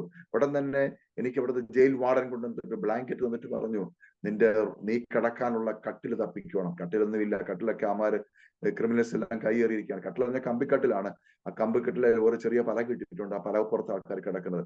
മുഴുവൻ ഒരു 4 തട്ടാട്ട് കമ്പിക്കട്ടിലിട്ടിരിക്കുക ജയിലിനകത്ത്. ആ 4 തട്ടിലും ആൾക്കാർ കയറി കിടക്കുകയാണ്. അങ്ങനെ 10,000-2000 പേര് കിടക്കുന്ന വലിയൊരു ഹോളാണ്. അതിൻ്റെ അകത്താണ് എന്നെ കൊണ്ടുവന്നിരിക്കുന്നത്. അവിടെ നിലത്തങ്ങാണ് കിടക്കുക വഴിയുള്ളൂ, അവിടെ കട്ടിലൊന്നുമില്ല. അവർ പറഞ്ഞു 9:30 ഇത് ഓഫ് ചെയ്യും, ലൈറ്റ് ഓഫ് ചെയ്യും, നിന്റെ ബ്ലാങ്കറ്റ് എന്നാ പിടിച്ചോളുക, ഈ ബ്ലാങ്കറ്റ് വെച്ച് പുതച്ച് കിടക്കുവോ എന്താ നീ ചെയ്തോളാം. നമ്മൾ പുതിയ ബ്ലാങ്കറ്റ് ഉണ്ടെന്നെ കൊണ്ടു തന്നു. ഞാൻ ആ ബ്ലാങ്കറ്റ് പിടിച്ചുകൊണ്ട് ആ ഇരിപ്പിലിരിക്കുകയാണ്. ഞാൻ അവിടെ നിന്ന് മാറിയിട്ടില്ല. എവിടെ കയറിയിരുന്നു അവിടെ തന്നെ അവിടെ ഇരിക്കുകയാണ്. അങ്ങനെ ഞാൻ ഇരിക്കുന്ന സമയം 8 മണിയായി. എന്നോട് കർത്താവ് പറഞ്ഞു, എന്തുവാ, ഇന്ന് രാത്രി നീ ഇവിടെ കിടക്കത്തില്ല, നിന്റെ വീട്ടിൽ കിടക്കും. എന്നെ ഉച്ചയ്ക്ക് 2 മണിക്കാണ് അറസ്റ്റ് ചെയ്തത്. കുറഞ്ഞത് 6 മാസം കഴിഞ്ഞിട്ട് എനിക്ക് അവിടെ നിന്ന് പുറത്തിറങ്ങാൻ പോലും കഴിയത്തുള്ളൂ. സാമ്പത്തിക ബാധ്യതയാണ്. അതുപോലെ ആരും എനിക്ക് ജാമ്യം നിൽക്കത്തില്ല. സാമ്പത്തിക ബാധ്യതയായതുകൊണ്ട് ജാമ്യം നിൽക്കത്തില്ല ആരും. ജാമ്യം നിന്ന് കഴിഞ്ഞാൽ ആ ജാമ്യം നിൽക്കുന്ന ആൾക്കാര് ആ സാമ്പത്തിക ബാധ്യതയ്ക്ക് ഉത്തരവാദിയായി മാറും. അതുകൊണ്ട് ആരും നിൽക്കത്തില്ല. അങ്ങനത്തെ ഒരു അവസ്ഥയിൽ ഞാൻ അവിടെ കിടക്കുകയാണ്. ദൈവമക്കളെ, ദൈവം പറഞ്ഞാണ്. നമ്മുടെ കർത്താവ് എന്തെങ്കിലും പറഞ്ഞിട്ടുണ്ടെങ്കിൽ അത് കർത്താവ് പറഞ്ഞാണ്. ഞാൻ ഓടി ചുരുക്കമായി പറയട്ടെ, സമയം മുന്നോട്ട് പോകുന്നല്ലോ. അങ്ങനെ ഹല്ലേലൂയ, സ്തോത്രം. ആ രാത്രിയിൽ ഞാൻ അവിടെ കിടക്കുമ്പോൾ പെട്ടെന്ന് പുറത്ത് ചില കാര്യങ്ങൾ നടക്കുകയാണ്. ആ നടക്കുന്ന കാര്യങ്ങൾ എനിക്ക് അറിയത്തില്ല. ഞാൻ പിന്നീടാണ് അറിഞ്ഞതൊക്കെ. ഞാൻ അവിടെ ആ കിടക്കുന്ന സമയത്ത് എന്റെ വൈഫിനോട് ഞാൻ ജയിലിൽ അറസ്റ്റ് ചെയ്തതിനു ശേഷം വിളിച്ചു പറഞ്ഞു, അതിനെ അറസ്റ്റ് ചെയ്ത കാര്യമൊക്കെ പറഞ്ഞു. എന്റെ വൈഫ് അറിയാതാണ് ഞാൻ പോലീസ് സ്റ്റേഷനിലേക്ക് വന്നത്. അങ്ങനെയാണ് അവരെന്നെ അറസ്റ്റ് ചെയ്യുന്നതൊക്കെ. അവരെന്നെ വിളിച്ചു, ഞാൻ പോലീസ് സ്റ്റേഷനിൽ വന്നു. അറസ്റ്റ് ചെയ്ത് കഴിഞ്ഞപ്പോൾ ഞാൻ വിളിച്ചു പറഞ്ഞു, എന്നെ അറസ്റ്റ് ചെയ്ത് വിടത്തില്ലെന്ന് പറഞ്ഞു. അങ്ങനെ എന്റെ വൈഫ് എന്റെ ബ്രദറും കുടുംബവും അന്ന് ആ സമയത്ത് അബുദാബിയിലുണ്ട്. അപ്പൊ ബ്രദറിനെ വിളിച്ചു പറഞ്ഞു, മോനയുടെ സമച്ചാനെ അറസ്റ്റ് ചെയ്തു പോലീസ് എന്ന് പറഞ്ഞു. അപ്പോൾ അവൻ ഓഫീസിന്റെ മീറ്റിംഗ് നടക്കുകയായിരുന്നു. ആ മീറ്റിംഗിനകത്ത് ഇരിക്കുമ്പോഴാണ് ഈ ഫോൺ അറ്റൻഡ് ചെയ്ത് വന്നത്. അപ്പോൾ ഓഫീസിലെ മെയിൻ മാനേജർ ചോദിച്ചു, John, what is the problem, എന്താ വിഷയം ചോദിച്ചു. പറയും, എന്റെ ബ്രദറിനെ അറസ്റ്റ് ചെയ്തു, നിനക്ക് എന്തെങ്കിലും ഹെൽപ്പ് വേണോ? എനിക്ക് എന്റെ പാസ്പോർട്ട് കിട്ടിയാൽ കൊള്ളാം. ഏകദേശം 50,000 പേര് വർക്ക് ചെയ്യുന്ന ഒരു കമ്പനിയാണ്. ആ കമ്പനിയിൽ നിന്ന് ഒരു പാസ്പോർട്ട് പെട്ടെന്ന് കിട്ടുന്നത് അത്ര ഈസി ഒന്നുമല്ല. ഉടൻ തന്നെ മാനേജർ ഓർഡർ കൊടുത്തു. PRO പെട്ടെന്ന് പാസ്പോർട്ട് കൊണ്ട് കൊടുത്തു. നീ പോയിക്കൊള്ളുക എന്ന് പറഞ്ഞു. ഉടൻ തന്നെ എന്റെ ബ്രദർ അവിടെ നിന്ന് ഇറങ്ങി തിരിച്ചു. അവൻ 1.5 മണിക്കൂർ ദുബൈയിൽ ദുബൈയിലെത്തി. ആ വണ്ടി കൊണ്ടുവന്നിട്ട് അവിടെ കാർ പാർക്ക് ചെയ്തിട്ട് വൈകിട്ട് 7:30 മണിയായി. വൈകിട്ട് 7:30 മണി വണ്ടി പാർക്ക് ചെയ്തിട്ട് അദ്ദേഹം ഫുട്പാത്തിൽ കൂടെ ഓടി വരികയാണ്. ഓടി വരുന്ന സമയത്ത് അദ്ദേഹം മറന്നുപോയി, വ്യാഴാഴ്ചയാണെന്ന് മറന്നുപോയി, പോലീസ് സ്റ്റേഷൻ അടച്ചുപോയി, അല്ലെങ്കിൽ ഓഫീസേഴ്സ് എല്ലാം പോയി എന്നുള്ള ചിന്തയൊക്കെ എന്റെ ബ്രദർ മറന്നുപോയി. അദ്ദേഹം ഓടി വരികയാണ്. ഓടി വരുമ്പോൾ എന്നെ അറസ്റ്റ് ചെയ്ത് അകത്തിട്ട ഒരു ബ്രിഗേഡിയർ ഉണ്ട്, ജുമാ ഖൽഫ എന്ന് പറയും. അദ്ദേഹം ആണ് എന്നെ അറസ്റ്റ് ചെയ്ത് അകത്തിട്ടത്. CID ഓഫീസറാണ് അദ്ദേഹം. അദ്ദേഹം ആ പോലീസ് സ്റ്റേഷനിൽ ഇന്റർനാഷണൽ കോൺഫറൻസിൽ പങ്കെടുത്തതിന് ശേഷം അദ്ദേഹം ഇറങ്ങി ഫുട്പാത്തിൽ കൂടെ അദ്ദേഹത്തിന്റെ കാർ എടുക്കാൻ വേണ്ടി താഴോട്ട് ഇറങ്ങി വന്നപ്പോൾ പെട്ടെന്ന് ഒരു മനുഷ്യൻ ഓടി വരുന്നത് കണ്ടു. ഓടി വരുന്നവരെ പെട്ടെന്ന് ശ്രദ്ധിക്കും. അവർ ഓടി വരുന്ന പെട്ടെന്ന് നീ അവിടെ നിൽക്കാൻ പറഞ്ഞു. പിടിച്ചു നിർത്തി. എന്റെ അനിയനെ പിടിച്ചു നിർത്തി. അടി വെച്ചു. നീ എങ്ങനെയാണ് പുറത്തു വന്നത്? ഞാൻ നിന്നെ അറസ്റ്റ് ചെയ്ത് അകത്തിട്ടതല്ലേ, നീ എങ്ങനെ പുറത്തു വന്നു എന്ന് ചോദിച്ചു. അതിന്റെ അർത്ഥം എന്റെ ഷേപ്പും എന്റെ അനിയന്റെ ഷേപ്പും ഏകദേശം 99% ഒരേപോലെ സെയിം ഷേപ്പ് ഫിഗർ ആണ്. അപ്പോൾ അദ്ദേഹം നോക്കിയപ്പോൾ അദ്ദേഹം 2 മണിക്ക് അറസ്റ്റ് ചെയ്തിട്ടിരിക്കുന്ന അകത്തിട്ടിരിക്കുന്ന മനുഷ്യൻ പുറത്തോട്ട് ഓടി വരുന്നു. അതാ പെട്ടെന്ന് അദ്ദേഹം പിടിക്കാൻ കാര്യം. അദ്ദേഹം പറഞ്ഞു, നിന്നെ ഞാൻ അറസ്റ്റ് ചെയ്തല്ലേ, നീ എങ്ങനെ പുറത്തു വന്നു? സാർ, ഞാനല്ല, എന്റെ ബ്രദറാണ് അകത്ത് കിടക്കുന്നത്. ഞാൻ അബുദാബിയിൽ നിന്ന് വന്നതാണ് സാർ. എന്റെ ബ്രദറിന് എന്തെങ്കിലും ചാൻസ് ഉണ്ടോ പുറത്തു വരാൻ? അദ്ദേഹം പറഞ്ഞു, ഒരു കാര്യം ചെയ്യാം, നിനക്ക് ജാമ്യം നിൽക്കാം, പക്ഷെ ഇന്ന് പറ്റത്തില്ല, നീ കോർട്ടിൽ വന്നിട്ട് ഞായറാഴ്ച ജാമ്യം നിൽക്കണമെന്ന് പറഞ്ഞു. അങ്ങനെ അദ്ദേഹത്തെ പറഞ്ഞു വിട്ടിട്ട് ഈ ബ്രിഗേഡിയർ തന്റെ കാർ എടുക്കാൻ വേണ്ടി കാർ പാർക്കിങ്ങിലേക്ക് പോകുമ്പോൾ പെട്ടെന്ന് ദൈവത്തിന്റെ ആത്മാവ് ഇടപെട്ടു. അദ്ദേഹം പെട്ടെന്ന് നിന്നിട്ട് എന്റെ അനിയനെ വിളിച്ചു, ജോൺ കമിയർ വരാൻ പറഞ്ഞു. വിളിച്ചുകൊണ്ട് നേരെ തിരിച്ച് ഓഫീസിലേക്ക് വന്നു. ഓഫീസിലേക്ക് വന്നിട്ട് അദ്ദേഹത്തിന്റെ കമ്പ്യൂട്ടർ ഓൺ ആക്കി. അദ്ദേഹത്തിന്റെ സെക്രട്ടറിമാരാണ് ലെറ്റർ ടൈപ്പ് ചെയ്യേണ്ടത്, പക്ഷെ എനിക്ക് വേണ്ട ലെറ്റർ അറബിയിൽ അദ്ദേഹം ടൈപ്പ് ചെയ്തു. അതിനുശേഷം അദ്ദേഹം സൈൻ ചെയ്ത് സ്റ്റാമ്പ് ചെയ്ത് അദ്ദേഹം 8:40 ആയപ്പോൾ അദ്ദേഹം അണ്ടർഗ്രൗണ്ട് പോലീസ് ജയിലിന്റെ റിസപ്ഷനിലെത്തി. അവിടെ ഓഫീസേഴ്സ് ഇരിപ്പുണ്ട്, ജയിൽ വാർഡന്മാരിരിപ്പുണ്ട്. അവരോട് പറഞ്ഞു, സാമുവൽ ജേക്കബിനെ റിലീസ് ചെയ്യണം. സാമുവൽ ജേക്കബ് എന്റെ ഒഫീഷ്യൽ നെയിമാണ്. ഉടൻ തന്നെ ജയിൽ വാർഡന്മാർ മൈക്കിൽ കൂടെ അനൗൺസ് ചെയ്തു, എനിക്ക് ജയിലിനകത്ത് കേൾക്കാം, സാമുവൽ ജേക്കബ് ഇമ്മീഡിയറ്റ്ലി റിപ്പോർട്ട് ചെയ്യാൻ പറഞ്ഞു. ഉടൻ തന്നെ ആ ജയിലിനകത്ത് തന്നെ ഒരു ക്യാമറ ഇരിപ്പുണ്ട്. ആ ക്യാമറയിൽ ഞാൻ കൊണ്ട് കൈ കാണിച്ചപ്പോൾ അവർ പെട്ടെന്ന് അതിന്റെ വിൻഡോ ക്ലോസ് ചെയ്യും, അതിന്റെ ഡോർ ക്ലോസ് ആക്കും, ബാക്കിലെ ഡോർ ക്ലോസ് ആക്കും. ഉടൻ തന്നെ ജയിൽ വാർഡന്മാർ വന്നിട്ട് എന്നെ ജയിലിന്റെ 2 കവാടങ്ങൾ തുറന്ന് 3-ാം കവാടത്തിലേക്ക് കൊണ്ടുവന്നു. 4-ാം കവാടത്തിനടുത്താണ് ജയിൽ വാർഡന്മാരുടെ ഓഫീസ്. അവിടെ കൊണ്ടുവന്നു. എനിക്കൊന്നും മനസ്സിലാകുന്നില്ല എന്താ സംഭവിക്കുന്ന കാര്യം. അവരെന്നെ പുറത്ത് കൊണ്ടുവന്നിട്ട് ഞാൻ നോക്കിയപ്പോൾ എന്നെ അറസ്റ്റ് ചെയ്ത ബ്രിഗേഡിയറും എന്റെ അനിയനെ നിൽക്കുന്നു. എന്നോട് ബ്രിഗേഡിയർ പറഞ്ഞു സൈൻ ചെയ്യാൻ പറഞ്ഞു. പേപ്പറെല്ലാം സൈൻ ചെയ്തു. സൈൻ ചെയ്തിട്ട് എന്റെ ഡ്രസ്സ് എല്ലാം ഞാൻ ഇട്ടു. ഡ്രസ്സ് എല്ലാം ഇട്ടതിന് ശേഷം എന്നോട് പുള്ളിക്കാരൻ പറഞ്ഞു, സാമുവൽ, നിനക്ക് പറ്റിയ സ്ഥലമല്ല ഇത്, നീ പൊയ്ക്കോ, പോയി കാര്യങ്ങൾ ക്രമീകരിച്ചു എന്ന് പറഞ്ഞിട്ട് എന്റെ അനിയന്റെ പാസ്പോർട്ട് അവിടെ മേടിച്ചു വെച്ചതിന് ശേഷം എന്നെ രാത്രി 8:45 റിലീസ് ചെയ്തു. ദൈവമക്കളെ, ഞാൻ നിങ്ങളോട് പറയട്ടെ, ചരിത്രത്തിൽ നാം സംഭവിക്കാത്ത കാര്യമാണ്. ഒന്നാമത് ഓഫ് ഡേയില്, അത് മാത്രമല്ല രാത്രിയിൽ ഒരാളെ റിലീസ് ചെയ്യത്തില്ല. അവിടെ 5 മണിക്ക് ശേഷം ഓഫീസ് ടൈം അല്ല.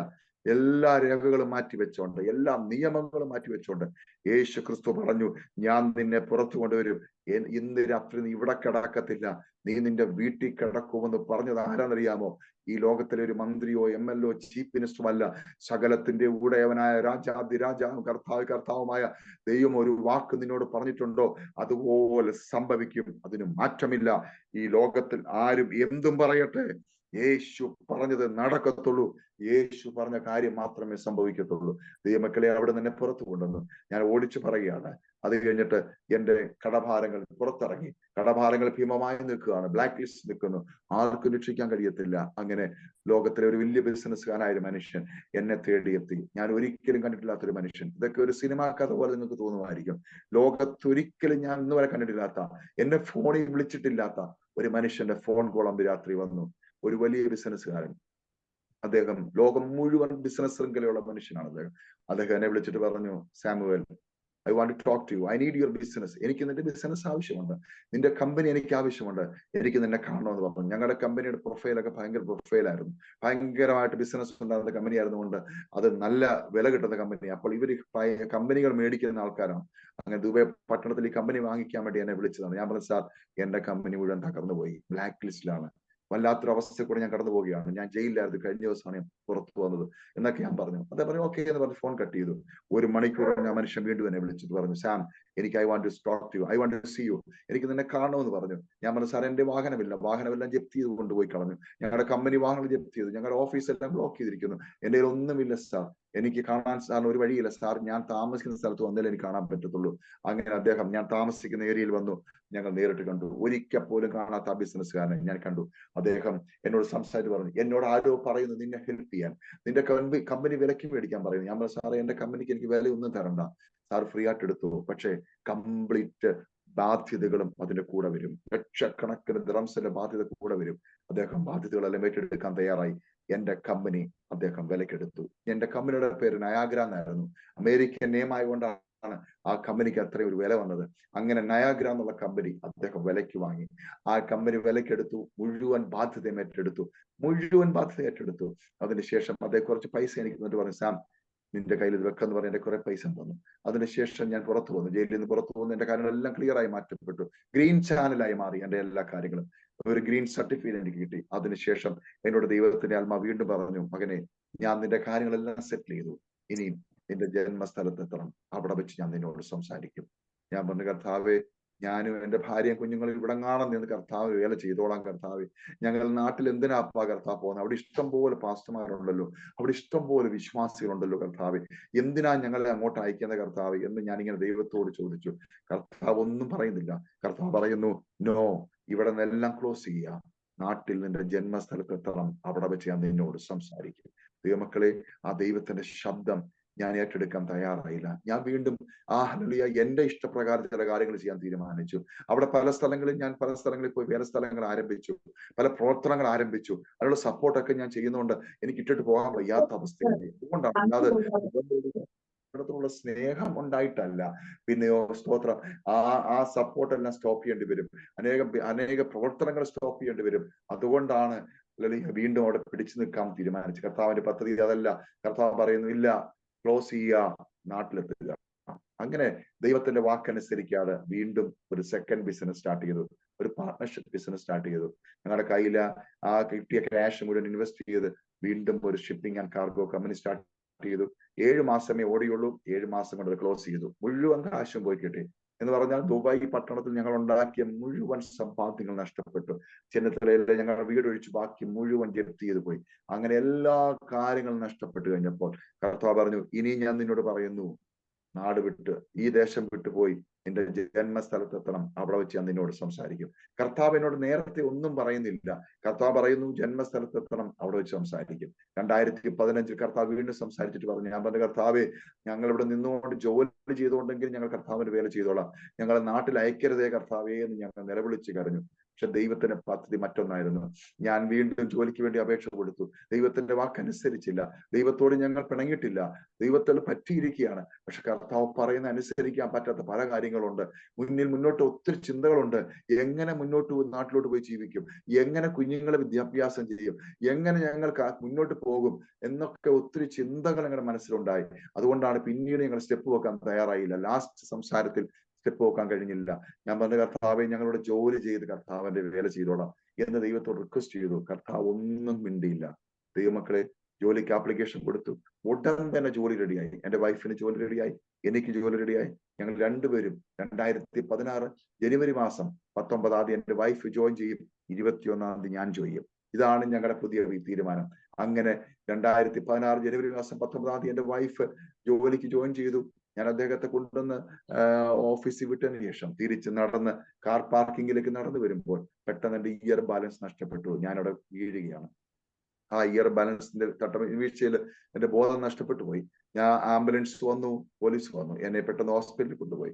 ഞാൻ ഹോസ്പിറ്റലിൽ ചെന്ന് ബോധം തെളിഞ്ഞപ്പോൾ എന്റെ വലത് കാല് രണ്ടായിട്ട് ഒടിഞ്ഞു പോയി. രണ്ടായിട്ട് ഒടിഞ്ഞു തിരിഞ്ഞിരിക്കുകയാണ്. ഒരു മുറിവില്ല, ഒരു ചോരപ്പാടില്ല, ഒരു വണ്ടി എന്നെ ഇടിച്ചിട്ടില്ല, ഒരു കുഴി ഞാൻ വീണിട്ടില്ല. പക്ഷെ എന്റെ കാല് രണ്ടായിട്ട് ഒടിഞ്ഞു തിരിഞ്ഞു പോയി. 4 മണിക്കൂറിന് എന്റെ ഓപ്പറേഷൻ. 2 സൈഡിലും ടൈറ്റാനിയം പ്ലേറ്റ് ഇട്ടു. 14 സ്ക്രൂ ഒരു സൈഡില്, 16 സ്ക്രൂ മറ്റു സൈഡില്. ടൈറ്റാനിയം പ്ലേറ്റ് എന്ന് പറഞ്ഞാൽ ജീവിതകാലം മുഴുവനുള്ള പ്ലേറ്റ് ആണ്. അത് ഊരിയെടുക്കത്തില്ല. പെർമനന്റ് ഫിക്സിങ് അത് ഫിക്സ് ചെയ്തു. നല്ല ഫിക്സിങ് ആയിരുന്നു. റിക്കവർ റൂമിലേക്ക് എന്നെ മാറ്റി. ആ റിക്കവർ റൂമിൽ കിടക്കുമ്പോൾ ദൈവത്തിന്റെ ആത്മാവിനോട് സംസാരിച്ചു. കർത്താവ് പറഞ്ഞു, മകനെ, ഞാനാ നിന്നെ തൊട്ടത്. എന്റെ പദ്ധതിക്ക് വേണ്ടി നീ തിരിയുന്നില്ല. നീ ഓരോന്ന് പറഞ്ഞ് നീ എസ്കേപ്പ് ചെയ്യുകയാണ്. പറ്റത്തില്ല. എനിക്ക് സമയമായി കഴിഞ്ഞു, എന്റെ സമയമായി കഴിഞ്ഞു. അതുകൊണ്ട് ഞാൻ നിന്നെ തൊട്ടു. എനിക്കല്ലാതെ നിന്നെ ആർക്കും സൗഖ്യമാക്കാൻ കഴിയില്ല. ദൈവമക്കളെ, ഹല്ലേലൂയ. അങ്ങനെ ദൈവത്തിന്റെ കരം എന്നെ പിടിച്ചു. അങ്ങനെ 3 മാസം ആ സ്റ്റേജിൽ കൂടെ ഞാൻ കടന്നുപോയി. എന്റെ കാലനക്കാൻ കഴിയത്തില്ല. വല്ലാത്തൊരു സ്റ്റേജിൽ കൂടെ ഞാൻ കടന്നു പോവുകയാണ്. അങ്ങനെ മുന്നോട്ട് പോകുന്ന സമയം, ഹല്ലേലൂയ, ദൈവത്തിന്റെ ശബ്ദം ഞാൻ വീണ്ടും കേട്ടു. കർത്താവേ, ഞാൻ എന്ത് ചെയ്യണം? ഞാനിങ്ങനെ തകർന്നിരിക്കുകയാണ്. അപ്പൊ കർത്താവ് പറഞ്ഞു, എനിക്കല്ലാതെ നിന്നെ സൗഖ്യമാക്കാൻ ആർക്കും കഴിയില്ല. ഡോക്ടേഴ്സ് പലതും പറയും, പക്ഷെ എനിക്കല്ലാതെ നിന്നെ സൗഖ്യമാക്കാൻ ആർക്കും കഴിയില്ല. ഞാൻ പറയുന്ന അനുസരിക്കുന്നെങ്കിൽ നീ എഴുന്നേറ്റ് നടക്കും, അല്ലെങ്കിൽ നീ എഴുന്നേറ്റ് നടക്കുകയില്ല. 3 മാസം കഴിഞ്ഞ് ഡോക്ടേഴ്സ് എന്നെ നടത്താൻ ശ്രമിച്ചു. എനിക്ക് നടക്കാൻ കഴിയുന്നില്ല. എന്റെ കാലിന് സ്പർശന ശക്തിയില്ല. എന്റെ കാല് ജോയിന്റ് ആയിട്ടില്ല. എന്റെ ജീവിതം വീൽ ചെയറിലേക്ക് മാറി. ദൈവമക്കളെ, ഓടി നടന്ന ഞാൻ, ബിസിനസ് ചെയ്തവൻ, വീൽ ചെയറിലേക്ക് മാറി. ദൈവത്തോട് പറഞ്ഞു, കർത്താവെ ഞാൻ എന്ത് ചെയ്യണം? കർത്താവ്, ഞാൻ പറയുന്നത് അനുസരിക്കുക, അല്ലാതെ വേറൊരു ഓപ്ഷൻ ഇല്ല. അങ്ങനെ ഞങ്ങൾ തീരുമാനം ഉറപ്പിച്ചു. 2016 ഏപ്രിൽ മാസം 26 ആ ദേശത്തോട് ഞങ്ങൾ ബൈ പറഞ്ഞു. ഞങ്ങൾ കുടുംബമായി ആ ദേശത്തുനിന്ന് നാട്ടിലേക്ക് യാത്ര തിരിച്ചു. അങ്ങനെ എന്റെ ജന്മസ്ഥലമായ ചെന്നിത്തലയിൽ എത്തപ്പെട്ടു. അവിടെ ഞങ്ങൾ രാത്രി 12-1 മണിക്ക് വന്നപ്പോൾ എന്റെ കാൽ ഇത്രയും ദൂരം യാത്ര ചെയ്തുകൊണ്ട് 2 കാലിന്റെ വലിപ്പമായി, നീരൊക്കെ വെച്ചിട്ട് അത്ര വലിപ്പമായി മാറ്റപ്പെട്ടു. അങ്ങനെ രാത്രി ഞാൻ പറഞ്ഞു, കർത്താവെ, അങ്ങയുടെ ശബ്ദം കേട്ട് ഞങ്ങൾ നാട്ടിലെത്തിയിരിക്കുകയാണ്. ഞങ്ങൾക്ക് വേറെ ഒരു ഓപ്ഷനും ഇല്ല. ഞങ്ങൾക്ക് ആശ്രയിക്കാൻ അങ്ങല്ലാതെ വേറെ ആരുമില്ല. അങ്ങയുടെ മുഖത്തേക്ക് നോക്കി ഞങ്ങൾ യാത്ര തിരിക്കുകയാണ്. 3 കുഞ്ഞുങ്ങളുമായി ദേശത്തേക്ക് വന്നിരിക്കുന്നു. ദൈവമാണ് ഞങ്ങളുടെ സങ്കേതം, ദൈവമാണ് ഞങ്ങളുടെ ആശ്രയം. ഞങ്ങൾ വേറൊരു മനുഷ്യന്റെ മുഖത്ത് നോക്കത്തില്ല എന്ന് ഞങ്ങൾ തീരുമാനം എടുത്തിട്ടുണ്ട്. അങ്ങനെ ഞങ്ങൾ നാട്ടിൽ വന്നു. എന്നോട് കർത്താവ് അന്ന് രാത്രി പറഞ്ഞു, ഞാൻ നിന്നെ എഴുന്നേൽപ്പിച്ച് നടത്തും. ദൈവമക്കളെ, അടുത്ത ഞായറാഴ്ച ഞാൻ IPC പ്രയർ സെന്റർ തിരുവല്ലയിലാണ് ആരാധിക്കുന്നത്. ആഴ്ചയിൽ രാവിലെ 7 മണിയായപ്പോൾ എന്നെ കാറിൽ എടുത്തു കയറ്റി ഞങ്ങൾ ഒരുമിച്ച് ആരാധിക്കാൻ വേണ്ടി കടന്നു വന്നു. അവിടെ കൊണ്ടുവന്ന് എന്നെ വീൽ ചെയറിൽ, ഹല്ലേലൂയ, കൊണ്ടുവന്ന് ആ ചെയറിൽ കൊണ്ടിരുത്തി. അതിനുശേഷം പാസ്റ്ററിനോട് പറഞ്ഞു, സാമേ, ഒരു 25-30 മിനിറ്റ് സമയം വചനവും സാക്ഷ്യം പറയണമെന്ന് പറഞ്ഞു. അങ്ങനെ ആ സഭായോഗം തീരുന്നത് 11:30-ക്കാണ്. 11 മണിക്ക് എനിക്ക് സമയം തന്നു. എന്നെ അവർ ഹെൽപ്പ് ചെയ്ത് സ്റ്റേജിൽ കൊണ്ടുവന്നു. ഞാൻ അല്പസമയം സംസാരിച്ചു. വളരെ റിസ്ക് ആയിരുന്നു, എനിക്ക് നിൽക്കാനൊന്നും കഴിയത്തില്ലായിരുന്നു. എന്റെ കാല് നിലത്ത് കുത്താതെ ഒരു കൈ കൊണ്ട് ഫുൾ കുറ്റി പിടിച്ചുകൊണ്ട് ഞാൻ വചനം സംസാരിച്ചു. ക്രച്ചസ് സപ്പോർട്ട് ചെയ്ത് വെച്ചുകൊണ്ട് അങ്ങനെ വചനം സംസാരിച്ചു. അതിനുശേഷം കർത്താവദാസൻ എന്നോട് പറഞ്ഞു, നമുക്ക് കർത്താവദാസൻ പറഞ്ഞു, സ്വാമിന് വേണ്ടി പ്രാർത്ഥിക്കാന്ന് പറഞ്ഞു. അങ്ങനെ ദൈവദാസൻ സഭ എനിക്ക് വേണ്ടി പ്രാർത്ഥിച്ചതിന് ശേഷം എന്നെ ഹെൽപ്പ് ചെയ്ത് കൊണ്ട് ചേർന്ന് ഇരുത്താൻ പോവുകയാണ്. 2 ദൈവദാസന്മാർ മുൻപിലും പിൻപിലും പിടിച്ചു. ക്രച്ചസ് ഉപയോഗിച്ച് ഞാൻ നടക്കുകയാണ്. 2 കാല് സ്റ്റെപ്പ് ഞാൻ വെച്ചു. 3-ാമത്തെ സ്റ്റെപ്പ് വെക്കാൻ തുടങ്ങിയപ്പോൾ എന്നോട് ദൈവത്തിന്റെ ആത്മാവ് പറഞ്ഞു, ഞാൻ നിന്നെ സൗഖ്യമാക്കിയിരിക്കുന്നു, ക്രച്ചസ് മാറ്റി നടക്കുക. ദൈവമക്കളെ, 98 കിലോ ബോഡി വെയിറ്റ് എനിക്കുണ്ട്, 6 അടി പൊക്കമുണ്ട്. എന്റെ കാല് 1 കിലോ വെയിറ്റ് കാലെ കൊടുത്താൽ ആ കാല് പൊട്ടിപ്പോകുമെന്ന്, സ്ക്രൂ പൊട്ടിപ്പോകുമെന്നാണ് ഡോക്ടർമാർ വിധി എഴുതിയിരിക്കുന്നത്. കാല് കുത്താൻ പാടില്ല. 2 വർഷം കഴിഞ്ഞ് അവർ പറയാമെന്നാ പറഞ്ഞിരിക്കുന്നത്. ഒരു ഹോപ്പും ഇല്ല. ആ സ്ഥലയിലാണ് ഞാൻ ആയിരിക്കുന്നത്. എന്റെ കാല് ഭയങ്കര വേദനയാണ്.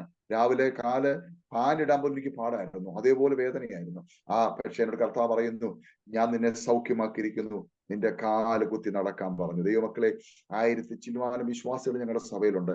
1000 ചില്ലുവാനം വിശ്വാസികളെ സാക്ഷി നിർത്തി, ആ ദൈവദാസന്മാരെ സാക്ഷി നിർത്തി ഞാൻ എന്റെ കാല് കുത്തി ആ സ്റ്റേജിൽ അങ്ങോട്ടും ഇങ്ങോട്ടും നടന്നു.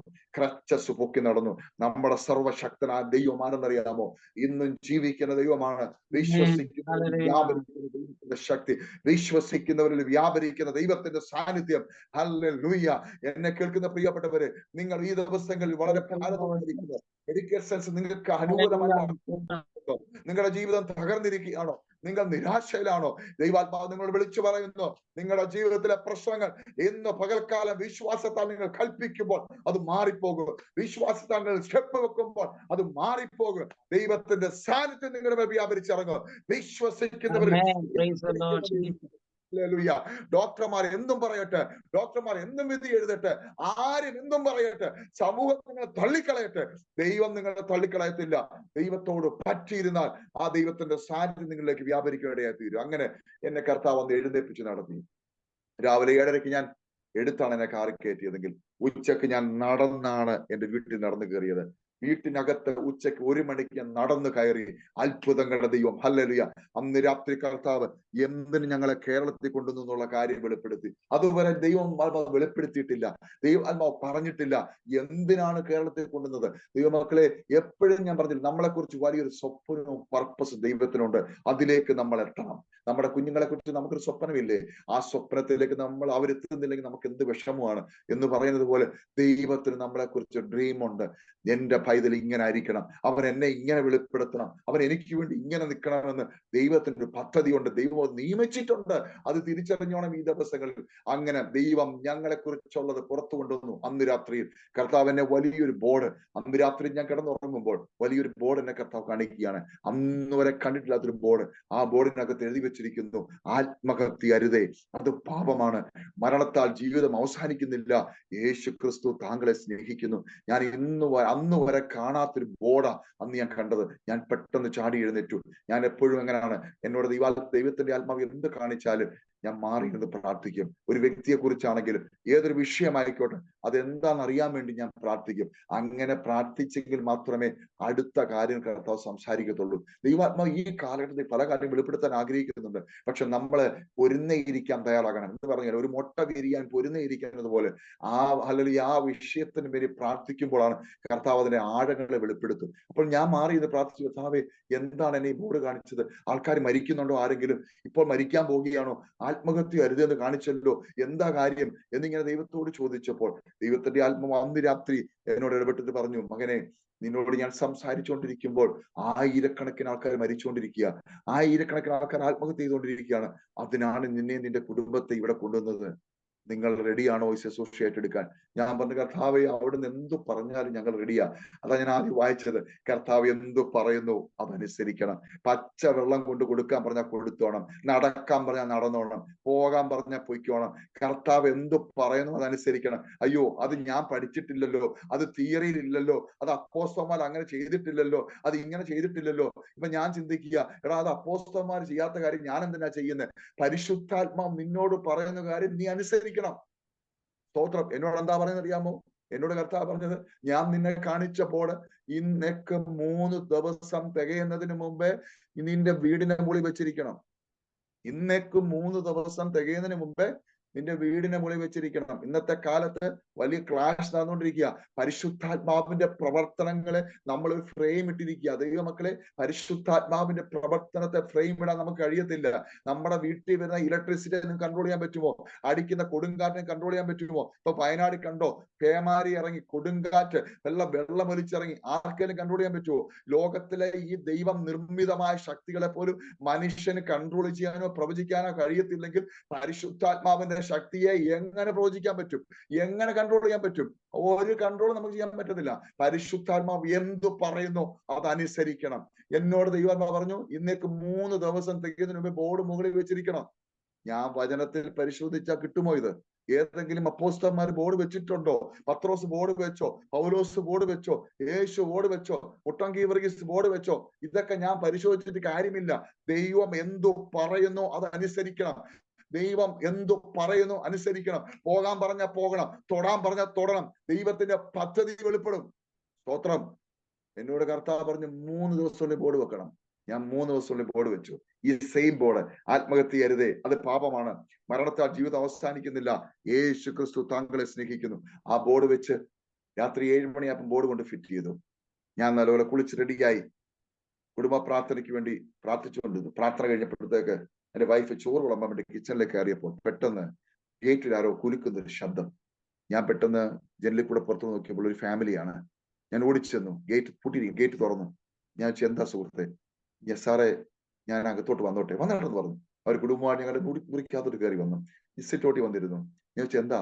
എന്റെ പേര് സുരേഷ് എന്നാ സാർ. ഞാൻ ഇവിടെ 2 കിലോമീറ്റർ അപ്പുറം താമസിക്കുന്നതാണ്. ഈ ബോർഡ് കണ്ട് കയറിയതാ. ഈ ബോർഡ് നേരത്തെ ഇല്ലായിരുന്നല്ലോ. ഞാൻ പറഞ്ഞു, ഇന്നാണ് വെച്ചത്. എന്താ കാര്യം? ആ ബോർഡ് നിന്നോട്ട് എന്ത് ബന്ധമെന്തുവാ? സാറേ, ഈ ബോർഡ് കാണുന്ന പോലെ തന്നെ ഞങ്ങൾ ആത്മഹത്യ ചെയ്യാമെന്നുള്ള സ്റ്റേജിലാണ്. ഞങ്ങൾ ആകെപ്പാട് തകർന്നിരിക്കുകയാണ്. കടം കയറി വലഞ്ഞ്, ഗൾഫിൽ ജോലിയായിരുന്നു, സൗദി അറേബ്യയിൽ ജോലി നഷ്ടപ്പെട്ട് നാട്ടിൽ വന്നിട്ട് 9 മാസമായി. ഒരു ചെറിയ വീട് വെച്ചത് പലിശയ്ക്ക് പൈസ എടുത്തിട്ടാ. പലിശ അടയ്ക്കാൻ വയ്യാതെ, മുതലടയ്ക്കാൻ വയ്യാതെ ആകെപ്പാട് തകർന്ന് കൊള്ള പലിശ കയറി കിടക്കുക. ബാങ്കിന്റെ ഗുണ്ടകൾ വന്ന് ഞങ്ങളെ ആക്രമിക്കുന്നു. ഞങ്ങൾക്ക് ഉറങ്ങാൻ പറ്റുന്നില്ല. രാത്രി ഞങ്ങൾക്ക് ഉറങ്ങാൻ പറ്റുന്നില്ല. പോലീസ് കേസ് കൊണ്ട് ഒരു പ്രയോജനവുമില്ല. ഞങ്ങൾ വല്ലാത്തൊരവസ്ഥയിലായിരിക്കുകയാണ്. കുറച്ച് കാശ് കടം മേടിക്കാൻ വേണ്ടി എടുത്ത് പോയത് കിട്ടിയില്ല. നിരാശരായി ഞങ്ങൾ മടങ്ങി വരുമ്പോൾ ഞങ്ങൾ കല്ലുമൂടി ജംഗ്ഷനിൽ ഇറങ്ങിയിട്ട് ഒരു റോള് കയറ് മേടിച്ച് വീട്ടിലോട്ട് പോവുകയാണ്. ഈ കുഞ്ഞിന് വിഷം കൊടുത്ത് ഞങ്ങൾ രണ്ടും കെട്ടിയാന്ന് മരിക്കാൻ വേണ്ടി വീട്ടിലോട്ട് പോകുമ്പോൾ ഈ വീടിന് മുകളിൽ എഴുതി വെച്ചിരിക്കുന്നു, ആത്മഹത്യ അരുതേ, യേശു നിങ്ങളെ സ്നേഹിക്കുന്നു. ദൈവമക്കളെ, അതാണ് ആ മനുഷ്യൻ ഗേറ്റ് കിടന്ന് കുലുക്കാനുള്ള കാര്യം. അവനിൽ വ്യാപരിക്കുന്ന ആ പൈശാചിക ശക്തി അന്ന് രാത്രി അഴിഞ്ഞു മാറി. അവിടെ തലയെ കൈവച്ച് പ്രാർത്ഥിച്ചു. അവരിൽ ആ ബന്ധനം അഴിഞ്ഞു മാറി. ആത്മഹത്യ സ്പിരിറ്റ് വിട്ടു മാറി. അവരന്ന് സ്വാതന്ത്ര്യം പ്രാപിച്ചു. ഞാൻ പറഞ്ഞു, സുരക്ഷ വീട്ടിൽ വയ്ക്കൂ, കർത്താവ് നിനക്ക് വേണ്ടി അത്ഭുതം ചെയ്തിരിക്കുന്നു. എനിക്ക് നിന്നെ അറിയത്തില്ല, നിനക്ക് എന്നെ അറിയത്തില്ല, പക്ഷെ നമ്മളെ അറിയുന്ന ഒരു കർത്താവുണ്ട്. നിനക്ക് വേണ്ടി അത്ഭുതം ചെയ്ത് പൊയ്ക്കോളാൻ പറഞ്ഞു. അങ്ങനെ അദ്ദേഹത്തെ പറഞ്ഞ് വീട്ടിൽ വിട്ടു. പിറ്റേ ദിവസം 12 മണിയായപ്പോൾ, ഉച്ചയ്ക്ക് 12 ആയപ്പോൾ ഈ മനുഷ്യൻ ഓടി വന്ന് പറയുകയാണ്, അച്ഛാ, യേശു വലിയവനാച്ചാ. നിങ്ങൾ ചിന്തിക്കണം, ഹിന്ദുവായ മനുഷ്യൻ പറയാണ് യേശു വലിയവനാ. എന്താ കാര്യം അറിയാമോ? സൗദി അറേബ്യയിലെ അറബി പുതിയ കോൺട്രാക്ട് കിട്ടിയത് വിളിച്ചു പറഞ്ഞു, എത്രയും പെട്ടെന്ന് കയറി വരാൻ, യേശു ക്രിസ്തുവിന്റെ ജീവിതം സമർപ്പിക്കട്ടെ, സമർപ്പിച്ച കുടുംബം, ഞാൻ ചോദിക്കട്ടെ ദൈവമക്കളെ, ഇത് ഞാൻ വെച്ചില്ലായിരുന്നെങ്കിലോ, ഈ ബോർഡ് ഞാൻ വെച്ചില്ലായിരുന്നെങ്കിലോ, അഭിപ്രായങ്ങൾ നോക്കി ഞാൻ പോയിരുന്നെങ്കിലോ, ഈ കുടുംബത്തെ എനിക്ക് പുറത്തു കൊണ്ടുവരാൻ കഴിയുമായിരുന്നു? 100 കുടുംബങ്ങൾ പുറത്തു വന്നു. കേരളത്തിലെ എല്ലാ ജില്ലയിലും ഞങ്ങൾ ബോർഡ് വെക്കാൻ തുടങ്ങി. എല്ലാ NH-ലും ഹൈവേയിലും ബോർഡ് വെക്കാൻ ആരംഭിച്ചു. നിങ്ങൾക്കറിയാമോ, 1000 ആൾക്കാർ പുറത്തു വരാൻ തുടങ്ങി. ദൈവം എന്തു പറയുന്നു അതനുസരിക്കണം. ഹല്ലേലൂയ. ഹോപ്പ് മിഷൻ ഇന്ത്യ എന്നുള്ള ടീം ഞങ്ങൾ രൂപീകരിച്ചു. Suicide and depression, drugs addiction, ഇതാണ് ഞങ്ങളുടെ മെയിൻ പ്രൊജക്ട്. അങ്ങനെ കേരളത്തിൽ പ്രവർത്തനം ആരംഭിച്ചു. ഈ കേരളത്തിൽ 6-7 വർഷം കൊണ്ട് 2500 മീറ്റിംഗ് നടത്താൻ കർത്താവിടയാക്കി. മീറ്റിംഗ് നടത്തിയതിന്റെ വലിപ്പമല്ല, പെനിയോ ദൈവനാമ മഹത്വത്തിന് പറയട്ടെ, 10,000 ചില്ലുവാനം ആൾക്കാര് ആത്മഹത്യയിൽ നിന്നും ഡ്രഗ്സ് അഡിക്റ്റിൽ നിന്നും പുറത്തു കൊണ്ടുവരാൻ കർത്താവിടയാക്കി. 100 മതസ്ഥരായ അനേക മതസ്ഥരെ യേശുവിലേക്ക് കൊണ്ടുവരുവാൻ കർത്താവിടയാക്കി. എന്താ കാര്യം എന്നറിയാമോ? കർത്താവ് എന്തു പറയുന്നു അതനുസരിക്കണം.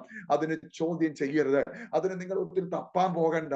നിങ്ങൾ എന്ത് പരിശുദ്ധാത്മാവ് ചെയ്യാൻ പറയുന്നു അത് ചെയ്യണം. ദൈവപ്രവൃത്തി ദേശത്ത് നിങ്ങളെ കൊണ്ട് ചെയ്യിക്കും. നിങ്ങളായിരിക്കുന്ന ഓഫീസിൽ, നിങ്ങളായിരിക്കുന്ന ജോലി സ്ഥലത്ത്, നിങ്ങളായിരിക്കുന്ന രാജ്യത്ത് ദൈവം നിങ്ങളെ ഉപയോഗിക്കാൻ ആഗ്രഹിക്കുന്നു. ഹല്ലേലൂയ. പരിശുദ്ധാത്മാവ് എന്തു പറയുന്നു അതനുസരിക്കാൻ തയ്യാറാക്കുക. പരിശുദ്ധാത്മാവിനെ പഠിപ്പിക്കാൻ പോകണ്ട. പരിശുദ്ധാത്മാവ് എന്ന് പറയുന്നത് നമ്മുടെ വീട്ടിലെ വേലക്കാരനല്ല. പരിശുദ്ധാത്മാവ് കാര്യസ്ഥന, കാര്യം നടത്തുന്നവനാ. അദ്ദേഹത്തിന്റെ സകല അധികാരവും അവകാശമുണ്ട്. പരിശുദ്ധാത്മാവ് ദൈവമാണ്. ദൈവത്തെ പഠിപ്പിക്കേണ്ട കാര്യമുണ്ടോ? ദൈവത്തിന്റെ കാര്യങ്ങളെ നമുക്ക് ലിമിറ്റ് ചെയ്യേണ്ട കാര്യമുണ്ടോ? പരിശുദ്ധാത്മാവിന് പല കാര്യങ്ങളും ചെയ്യാൻ കഴിയും. നമ്മൾ അതിനെ ഏൽപ്പിച്ചു കൊടുത്താൽ മതി. പരിശുദ്ധാത്മാവിന് നമ്മുടെ ശരീരം വേണം, നമ്മുടെ നാവ് വേണം, നമ്മുടെ ചിന്താമണ്ഡലങ്ങൾ വേണം, നമ്മുടെ കൈകൾ വേണം. എന്തിന്? മനുഷ്യരുടെ പ്രവർത്തിക്കുവാൻ, അനേകരെ പിടിച്ചു പുറത്തു കൊണ്ടുവരുവാൻ, അനേക ബദ്ധന്മാരെ അഴിച്ചുവിടുവാൻ. നിന്റെ നാവ് ആവശ്യമുണ്ട് സഹോദര, നിന്റെ നാവ് ആവശ്യമുണ്ട് സഹോദരി. നിന്റെ കൈകൾ കർത്താവ് അനേകരെ പിടിച്ചെഴുന്നേൽപ്പിക്കാൻ ആഗ്രഹിക്കുന്നുണ്ട്. പരിശുദ്ധാത്മാവ് ചെയ്യാൻ ആഗ്രഹിക്കുന്നു. ഈ ദിവസങ്ങളിൽ ഏൽപ്പിച്ചു കൊടുക്കാൻ തയ്യാറാണോ? ഹല്ലേലൂയ. ഞാൻ എൻ്റെ വാക്കൊക്കെ വിരാമം കുറിക്കാൻ ആഗ്രഹിക്കുകയാണ്. നിങ്ങളായിരിക്കുന്ന സ്ഥാനത്ത് ഹല്ലേലൂയ ഈ സാക്ഷ്യം ഹല്ലേലൂയ ചിലപ്പോൾ നിങ്ങൾ മറ്റു ചാനലിൽ കൂടെ ഒക്കെ കേട്ട് കാണാം. എന്നാൽ ഞാൻ പറയുകയാണ്, ദൈവാത്മാവ് കേൾക്കുന്നവരോട് പറയുകയാണ്, നിങ്ങൾ പല ഡൗട്ടുകളുടെ മുന്നിലാണ്. എന്നാൽ ദൈവാത്മാവ് ഇപ്രകാരം പറയുന്നു, പല ഡൗട്ട്സിന്റെ മുന്നിൽ നിൽക്കുന്ന ആൾക്കാരുണ്ട്. എങ്ങനെ മുന്നോട്ട് പോകണം, എന്താ ഇങ്ങനെയൊക്കെ എന്റെ ജീവിതത്തിൽ എന്നൊക്കെ ദൈവത്തോട് ചോദിച്ചിരിക്കുന്ന ദൈവാത്മാവിനോട് വ്യക്തമായി പറയുന്നു, ഒരു ഡൗട്ട് എന്നെ കാര്യമില്ല. നിങ്ങൾ ക്രിസ്തുവിലാണോ ജീവിക്കുന്നത്? നിങ്ങളെ കുറിച്ച് ദൈവത്തിന് പദ്ധതിയുണ്ട്. ആ പദ്ധതി തിരിച്ചറിയുക. ദൈവസ്ഥലം മുട്ടുമടക്കുക. നിങ്ങളുടെ കാര്യങ്ങൾ ക്ലിയർ ആകും. അല്ല, കുടുംബം തകർന്നിരിക്കുകയാണോ? കുഞ്ഞുങ്ങൾ തകർന്നിരിക്കുകയാണോ? പ്രശ്നങ്ങൾ കൂടെ കടന്നു പോവുകയാണോ? ദൈവസ്ഥലം മുട്ടുമടക്ക്. ക്രമീകരിക്കേണ്ട കാര്യങ്ങൾ ക്രമീകരിക്കുക. ദൈവം നിങ്ങളുടെ ഹൃദയത്തെ പണിയാൻ തുടങ്ങും. നിങ്ങളുടെ കുടുംബ ബന്ധങ്ങളെ പണിയാൻ തുടങ്ങും. ജീവിതത്തിൽ ക്രമീകരിക്കേണ്ട മണ്ഡലങ്ങൾ ക്രമീകരിക്കാതെ ദൈവ സാന്നിധ്യം ഇറങ്ങി വരത്തില്ല. ഹല്ലേലൂയ. ദൈവത്തിന്റെ സാന്നിധ്യം ഇറങ്ങി വരണമോ? ഏൽപ്പിച്ചു കൊടുക്കുക. കുറവുകൾ ദൈവത്തോട് ക്ഷമ ചോദിക്കുക. ദൈവസ്ഥനെ ഏൽപ്പിച്ചു കൊടുക്കുക.